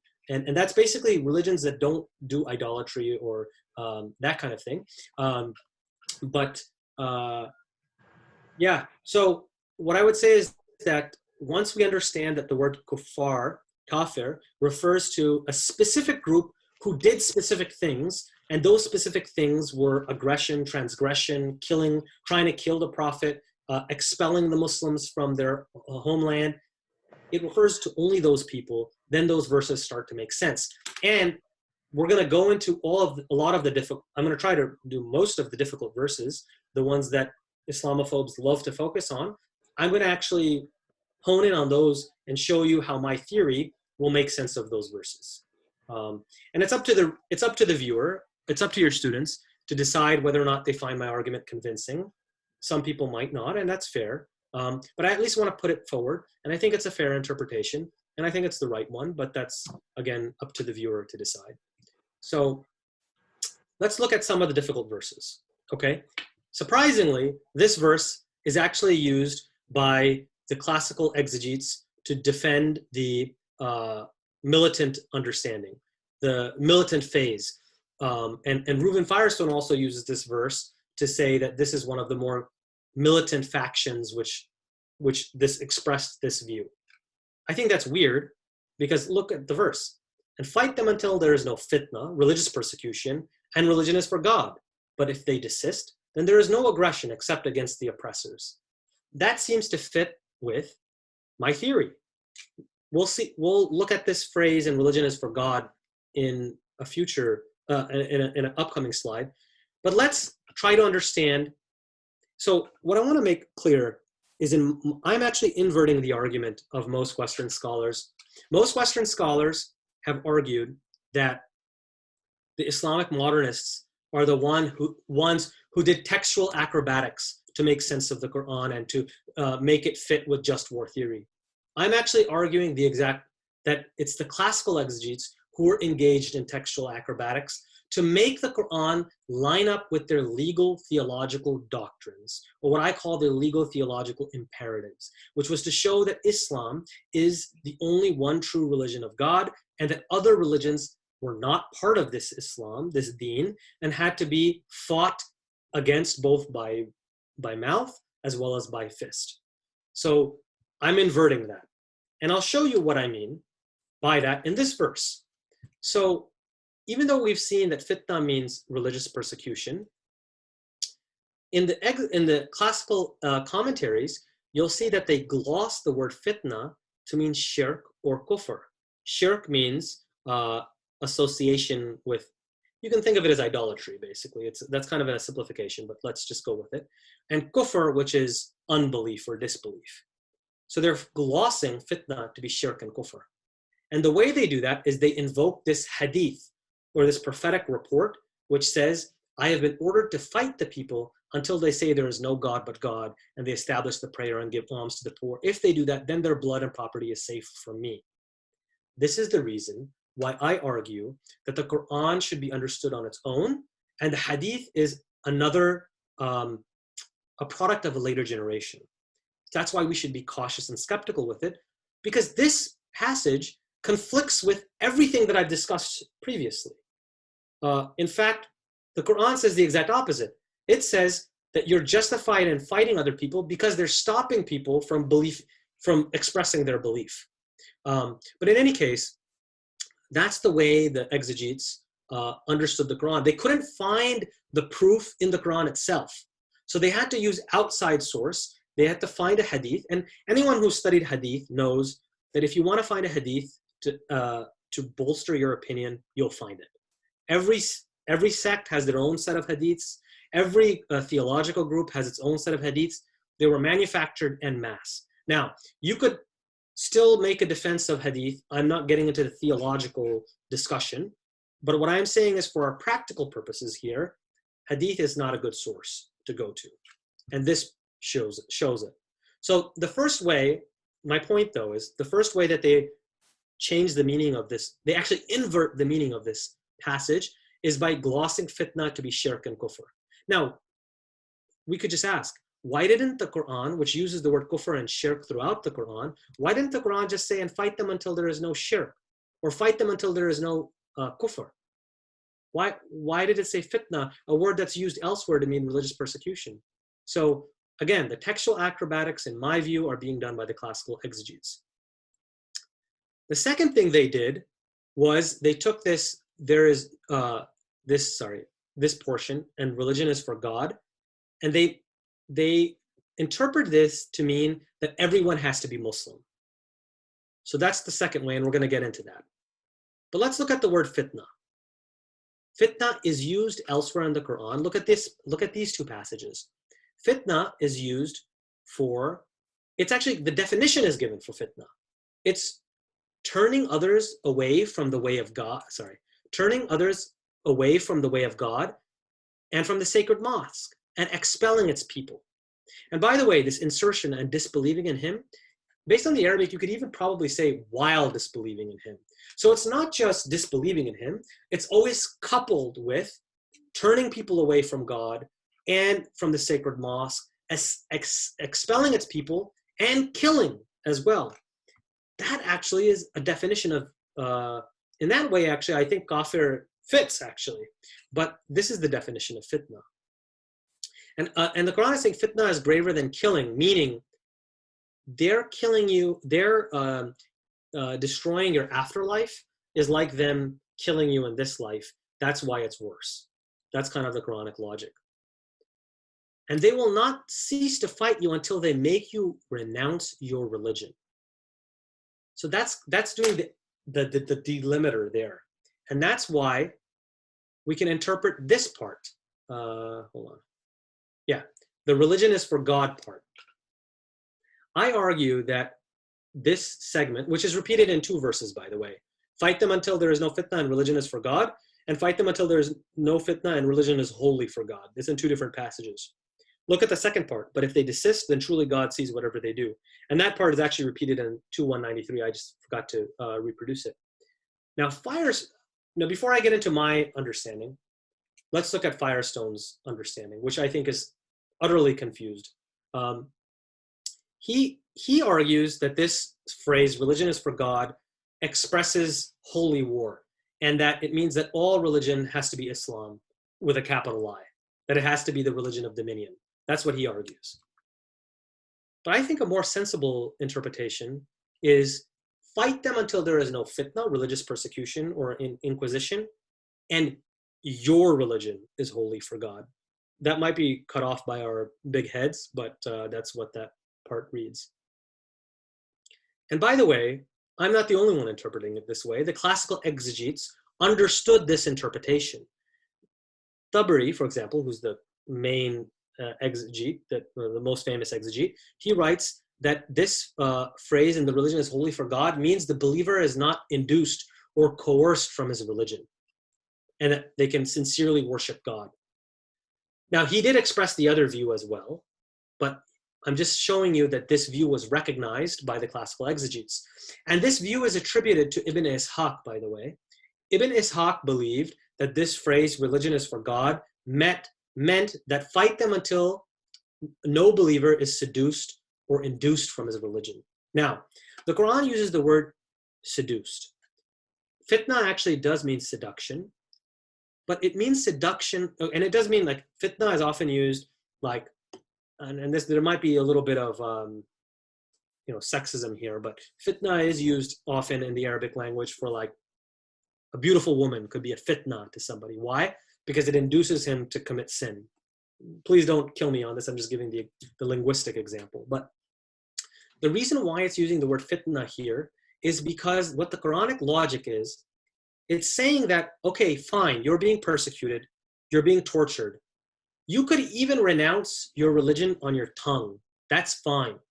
That could be taqiyya, that could be acceptable. But don't renounce it in your heart. If you renounce it in your heart, then you've been seduced away from your religion. And then you're going to be culpable on the day of judgment to God. So you're not a true believer. That is the Quranic logic, and that's why the word fitna is used.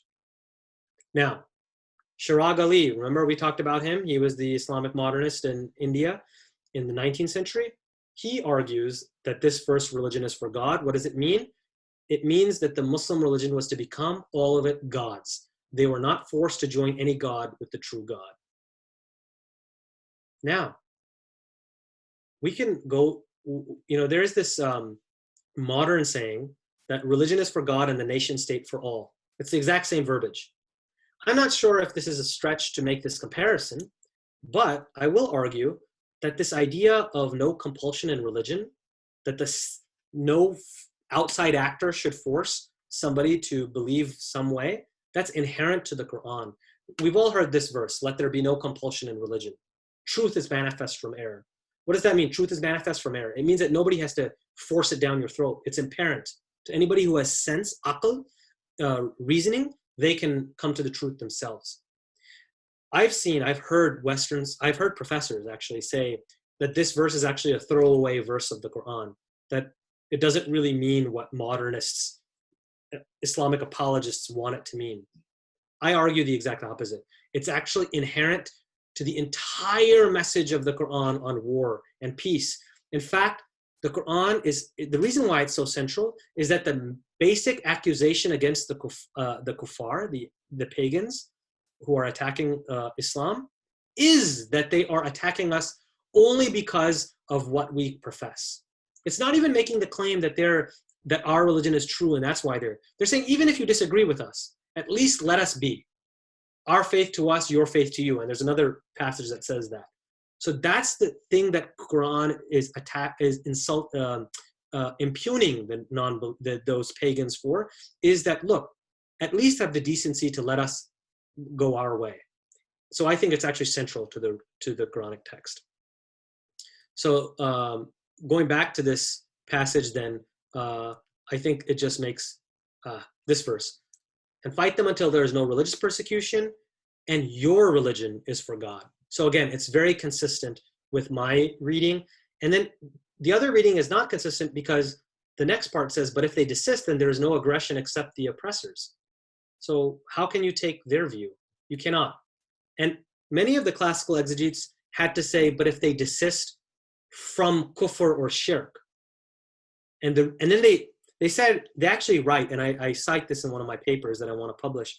They say that the other interpretation is more obvious, that if they desist from fighting, but it can't be that because God can't forgive, because the verses also say then God is most forgiving, but God can't forgive shirk or kufr. So God can't forgive non-Muslims. So therefore this must mean if they desist from kufr or shirk. The point I'm trying to make is they had a theological imperative, which they were trying to read into the Quran. So that's the point I'm trying to make. So this is my more sensible reading. Shirag Ali makes it. Okay. How to read the Quran. We're going to go into the difficult passages. I'm arguing that the Quran weaves back and forth. And that's why one of the reasons why non-Muslims sometimes find it hard to read. But I actually think if you read it, it's kind of beautiful how it weaves back and forth. That's that cascading effect that I was talking about earlier. The other thing is the Quran uses a carrot and stick approach. It doesn't just use that with the pagan infidels, the kuffar. It uses that with the believers as well.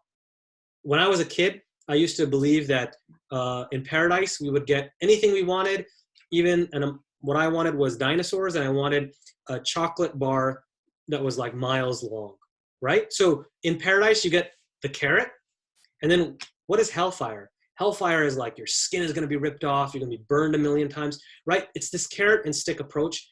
The reason why, there's a practical reason. It's to induce you to a certain belief. The Quran is also using the carrot and stick approach with the disbelievers. It's basically saying, look, if you cease and desist, everything is all good. We're gravy. We're square. But if you don't, we're going to get you in this life and we're going to get you in the next life. That's the Quranic logic. So let's look at this carrot and stick approach. You've probably seen this verse on like anti-Muslim websites. Kill them wherever you find them. I saw this used many times. I don't know, Khalil, have you seen this used? Can you tell us about any context you've heard this? Yeah, I've even seen this on CNN. After 9/11, many news networks started showing verses like this in this very form. I think Bill Maher actually used this. And then I remember there's a clip of Bill Maher where he used this verse. I believe it was this verse. And then he laughed and said, oh, tell me we're taking this out of context. And then I'm going to show you how out of context it is. So this is the verse. This is the ellipses that they use. This is the actual passage in which it comes. So sorry, Bill Maher, but you're totally wrong. It is totally out of context. So this is the passage in which this verse is embedded. First of all, kill them wherever you encounter them doesn't actually mean kill them, kill infidels everywhere. It's actually responding to a specific question that the Muslims had, which was, hey, if we're attacked in the sacred precinct, the sacred area, are we allowed to fight back in that area? Because Mecca was considered, the environment around the Kaaba was considered sacred ground. You're supposed to not fight in it. So the Muslims were asking, they were going on pilgrimage when there was still hostilities going on. They weren't confident that the infidels, the pagan enemies, would honor the time-honored tradition of not attacking pilgrims. So then they were asking this question. And the Quran was responding and saying, if they attack you there, then you can kill them. So kill them wherever you encounter them if they attack you there. And drive them out wherever they drove you out. Meaning from where? Mecca, right? That's what it's arguing. But right before it, it's saying, do not aggress. Verily, God does not love the aggressors. And it says in that very same verse, only fight them unless they fight you there. Where? In the sacred mosque, around the environment. And then the next part says in the same verse, 2:191, if they do fight you, you kill them. Now I put this in an asterisk next to this because Reuven Firestone mentions a good point, which is that back initially the Quran didn't have all of its, the consonants and the vowel. It was a defective script. So all it was written there was ka-ta-la. The alif is added later. The qatala. Qatala means to fight, and qatala means to kill. And in one of the other Quranic recitations, this verse actually is qatala, which is to kill. I argue it's not a major point. It doesn't defeat my argument if you take the common one, which is if they fight you. But I actually think it makes more sense to take the other one. If they kill you, you kill them. Why? Because it's qisas. It would still be qisas anyways, but that's just another side point. But look, right after that verse, but if they cease, then God is most forgiving and merciful. And this is the verse that the medieval jurists had a problem with. They're like, how could God forgive unbelievers? And then the next verse, fight them until there is no religious persecution and your religion is for God. But if they cease, there is no enmity except towards oppressors, not towards disbelievers, not towards non-Muslims, but towards oppressors. So do you think Bill Maher took it out of context? CNN took it out of context? You betcha. And I respond to Reuven Firestone. Basically, I argue that he didn't even read the rest of the passage. He says, he calls 2:191 the nearly limitless proclamation of war. I told him, that's not a limitless proclamation of war. 2:191, it says only to attack them where they attack you. So this is just my critique of Reuven Firestone. It's a little bit involved, so I might not go into details. But go ahead, Khalil. Okay, so yeah, I guess I was wondering, and you sort of put it up on the slide. So, you know, I've seen many people, Islamophobic websites, and many people refer to that verse, that's this one here that you have, you know, kill the idolaters wherever you find them. Um, and you know, this is from Surah 9, and people say that, like, you know, this is like the final order given in the Quran. So, like, you know, that this is an offensive verse, offensive war verse. So how do you deal with something like this? Yeah, I think let's end with this verse because I think this is getting pretty long. So this will be the last passage that we kind of deal with in the mandatory section. Does that sound reasonable? And then I'll upload the rest myself after that. Does that sound reasonable? Do you also do 929 in here or no? Yes, I do. We can do 9.5 and 9.29. Do that. Let's do 9.5, and then 929. And then we'll call it a day because I think it'll be long for the average student. So the average bear, the honor student can keep going to the second part. So here's the so-called sword verse. Now there were medieval jurists who are exegetes who argued that this abrogated all the peaceful verses of the Quran. Some saying 100, some saying 200 verses. So this is the one that's often quoted. Again, you'll see those nasty ellipses. That always means that something is being hidden. And so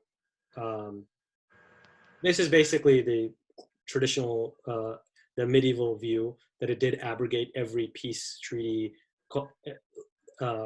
Surah 9, which is called Surah Toba, or it's also called Bara, is the limitless war against infidels was declared. So that is a view.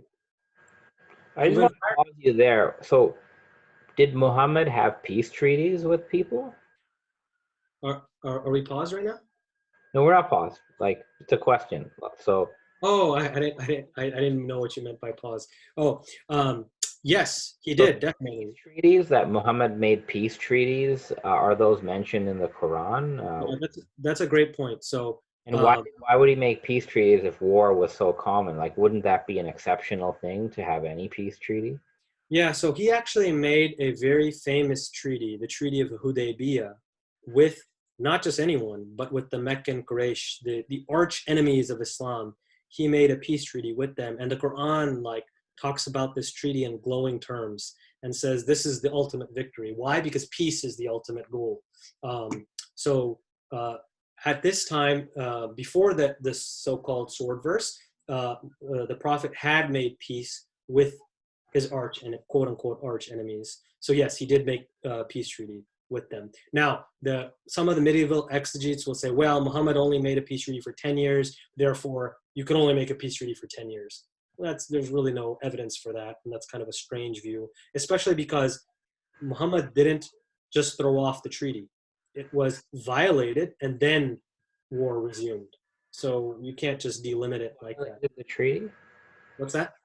Who violated the peace treaty? The Quraysh pagans, and we're going to get into that right now.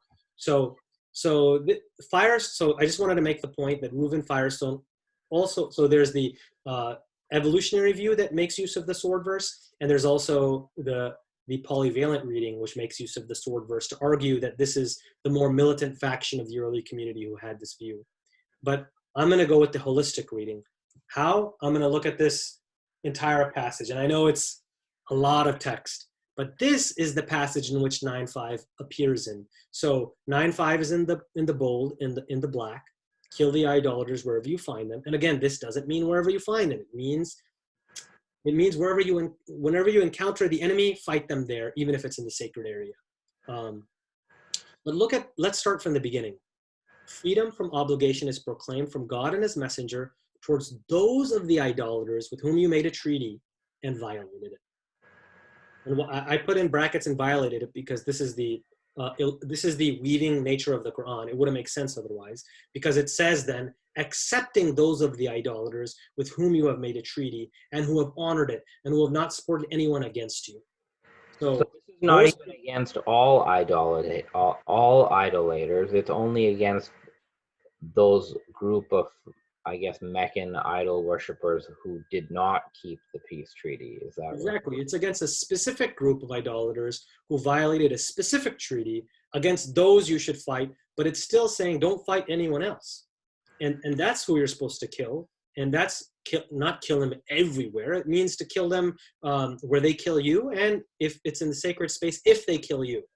But look, even 9.5, how could it abrogate everything and go toward this perpetual warfare when the very next sentence says, and this is right in 9.5, it's within 9.5, but if they repent and establish prayer and give alms to the poor, then let them go their way. Truly God is forgiving, merciful. Now, I actually argue that this is an amazing verse because it is not saying if they repent and declare God is the only God and Muhammad is the messenger of God. Why would it not neglect to mention that if that was such an important part? And by the way, salah, prayer, and zakat, or giving alms to the poor, these were pre-Islamic institutions that already existed.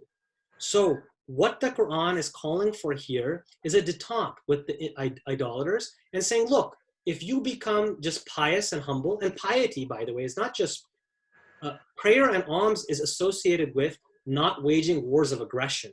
Think about it now. If you think about like your political candidates right now, the ones who are warmongering, they're usually not talking about welfare and Medicare for all, whereas the people who are peace-loving are usually talking about giving welfare to the poor. This association existed even in that time, all right? So again, let's keep reading. So let's read more of the red part of the text. If they remain true to you, you be true to them. Meaning if they uphold the treaty, you uphold the treaty. You can't attack them. But then the Quran says in 9.8, how? When if they were to get the upper hand over you, they would not respect any tie with you of kinship or of treaty. They please you with their tongues, but their hearts are against you, and most of them are lawbreakers.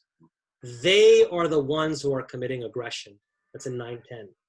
And it's also, they do not respect those who are believers, nor a kinship, nor a pledge. Why is it talking about kinship? Because actually, according to pre-Islamic Arabia, the Meccan pagans should not have attacked the Muslims because they belonged to the same tribe.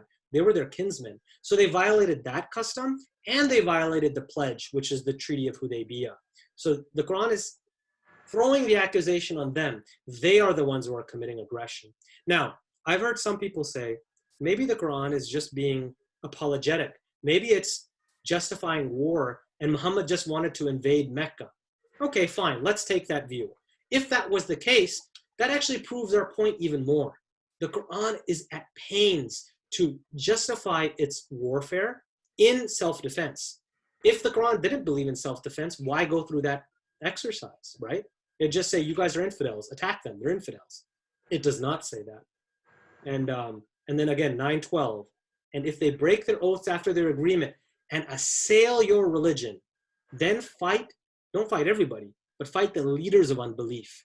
Surely their oaths are nothing, so that they may, and why do you fight them? So that they may desist. Desist from what? Desist from fighting. Will you not fight a folk who broke their solemn pledges and proposed to drive out the messenger and did attack you first? What, fear you them? Now, God has more right to fear than you fear them. It's basically telling the Muslims, they've attacked you, they've attacked your prophet, they violated the treaty, so don't fear them, because the Meccans were this powerful entity at that time. So now Firestone, and we're almost done, so I apologize, but Firestone basically uses 9.5 and this declaration of disassociation. This whole passage is called the Declaration of Disassociation because Muhammad is throwing off the treaty because the pagans violated the treaty. So it's a disassociation. Firestone argues that this was revealed to Muhammad after the conquest of Mecca, and it was declared during the pilgrimage, which was led by Abu Bakr. This is a really strange view. Now, the Muslim exegetes did have it, but I wish that he had just read Shirag Ali's book. If he had read Shirag Ali's book, he would have seen that Shirag Ali pointed out back then, and I agree with him, that the mistake that all of these thinkers, he was talking about this guy named William Muir, but we could substitute this for Reuven Firestone, The mistake that they make is that they think that this surah, this chapter, was revealed at the 9th year of the Hijrah after the conquest of Mecca, when in fact it was revealed in the 8th year before the conquest of Mecca. And he argues that we know this from the verse itself. And this is the red part where he says their violation of the treaty is expressly mentioned in verses 4, 8, 10, and 13. The same verses also enjoined to respect and fulfill the treaties of those idolaters who had not broken their treaty. Even though, according to that traditional view that says that it happened afterward, they said you have to attack all idolaters everywhere. But that passage doesn't say that. So Shirag Ali was very wise, and he realized that they got the dating of this passage incorrect. Now, the classical scholars understood that this passage was responding to the violation of the treaty. This is Ibn Kathir, who says that the Quraysh, when it's talking about verse 9-7, which is in that same passage, which the Quraysh broke the treaty and helped their allies, etc., etc. So they recognize that that was the qazi belli, however you say that word, that was the justification for war. The Sirah, which is the biography of the Prophet, mentions the breaking of the treaty and then cites Abraham's bara, his disassociation of the idolaters, when Abraham threw off the tie. So my point is, if he cites this Abrahamic bara at that time, when the Quraysh violated this treaty, then it makes sense that the disassociation of Muhammad would also be at this exact same time.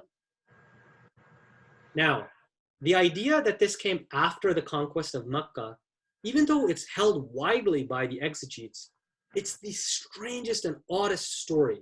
It basically has it that Muhammad basically one day randomly decided, you know what, I don't want the idolaters to circumambulate the Kaaba naked. Now, they weren't even doing that at that specific time. He was just like predicting that they were about to do that. So then he decided to disassociate from them, and that's when this Surah 9 was revealed. Now, it's up to you whether to take this as the occasion of revelation or to take the more common sense view, which is grounded in the passage itself, that it actually came when that treaty was violated. Which one do you think is more reasonable?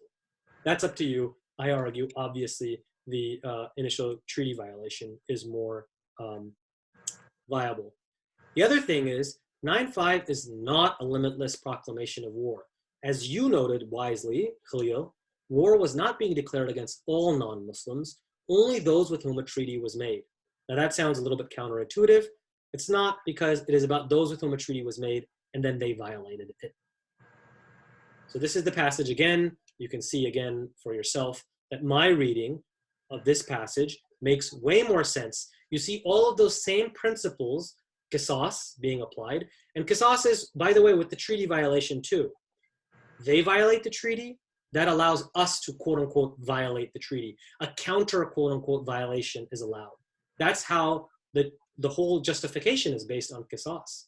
They're committing aggression, so now you can commit not aggression, but equal harm you're allowed to do. So my reading is more consistent with this entire passage, whereas the polyvalent reading and the traditional reading, I don't think does as good of a job. Real quick, this verse, strike terror in the hearts of the enemies, you might have seen this one. This one is quoted a lot. Yeah. Look at the very next sentence. But if they incline to peace, then you incline to peace. So my bottom line is, and I think that's where we're going to stop, but this is Patricia Cohn's conclusion, who, by the way, again, was not some pro-Islamic person. She basically argued that those blood-curdling passages that are in the Quran, they are in a mobilizing sense, that go get them, tiger, that's what it really is. But it's not in a legislative sense, in the sense of it justifies war. And then she reiterates the point that the principle of forgiveness is reiterated between the assertions of the right to defend oneself. And we saw that in Surah 9, and we saw that in the last passage. I think that's a good place where we'll stop. I did want to go, okay, in the bonus section, I'm going to go back to this. Remember, this was the traditional scholar that we quoted? I'm going to actually go verse by verse and show that even these verses don't justify that traditional evolutionary reading. I think we'll call it a day there. Does that sound good to you, Khalil? Yeah, I want to thank you so much. Again, based on what I've read on this topic, I'm not an expert, but I've done some good reading on the topic, but I have never seen an analysis that's as holistic as what you've provided for us. And, I guess the best part for us, for everybody watching the class, and, I think with your permission, we're going to make this a publicly accessible talk on YouTube. Um, I think that there's a lot of insight and perspective that you're making available first on this topic. And I think everybody who watches this is going to come away with something. I have a PhD in Islamic studies, and I've learned a whole lot. So I just want to thank you, for giving your time um, and your knowledge and being so generous with it and sharing it with us. So for the class, this is the point of the lecture that after this, we're going to end it here. There's more that Javad can share with us, so he's going to actually record the part 2, and both of these are going to be uploaded online for anybody to watch. So not just the class. So this lecture you guys can share with others. I think it's really important because there are so many myths about the Quran and violence and Muslims being inherently violent and so on, that Javad you've addressed here. So this is a real treat for everybody. And I think I really personally I really look forward to your dissertation. I can already tell that we're only getting a skeleton of it over here. So I wish you the best of luck in completing it and in your program. And again, I want to mention to everyone that Javad is a medical doctor, and right now he along with many others are in our hospitals in this country, keeping everybody safe. I don't know what specific patients that you're dealing with, but with the coronavirus thing going on right now, the work you're doing is your night job. I guess you're a bit like Batman, right? Except instead of appearing as a millionaire during the day, you appear as a PhD student during the day, which might be a better disguise. So I want to acknowledge you for your medical work as well, which is critical right now. So, thank you so much. Thank you for your time. And to everybody who's listening to this, I would really encourage you to, look more into Dr. Javed's academic work. And I think we'll probably be seeing more work from you over the next few years. Thank you so much, Khalil. My dear friend, thank you for giving me this opportunity to present. Thank you to the class for listening. And again, there'll be more in the bonus section. Check that out for those of you who are interested. Thanks a lot, Khalil. All right. Have a good day. You too.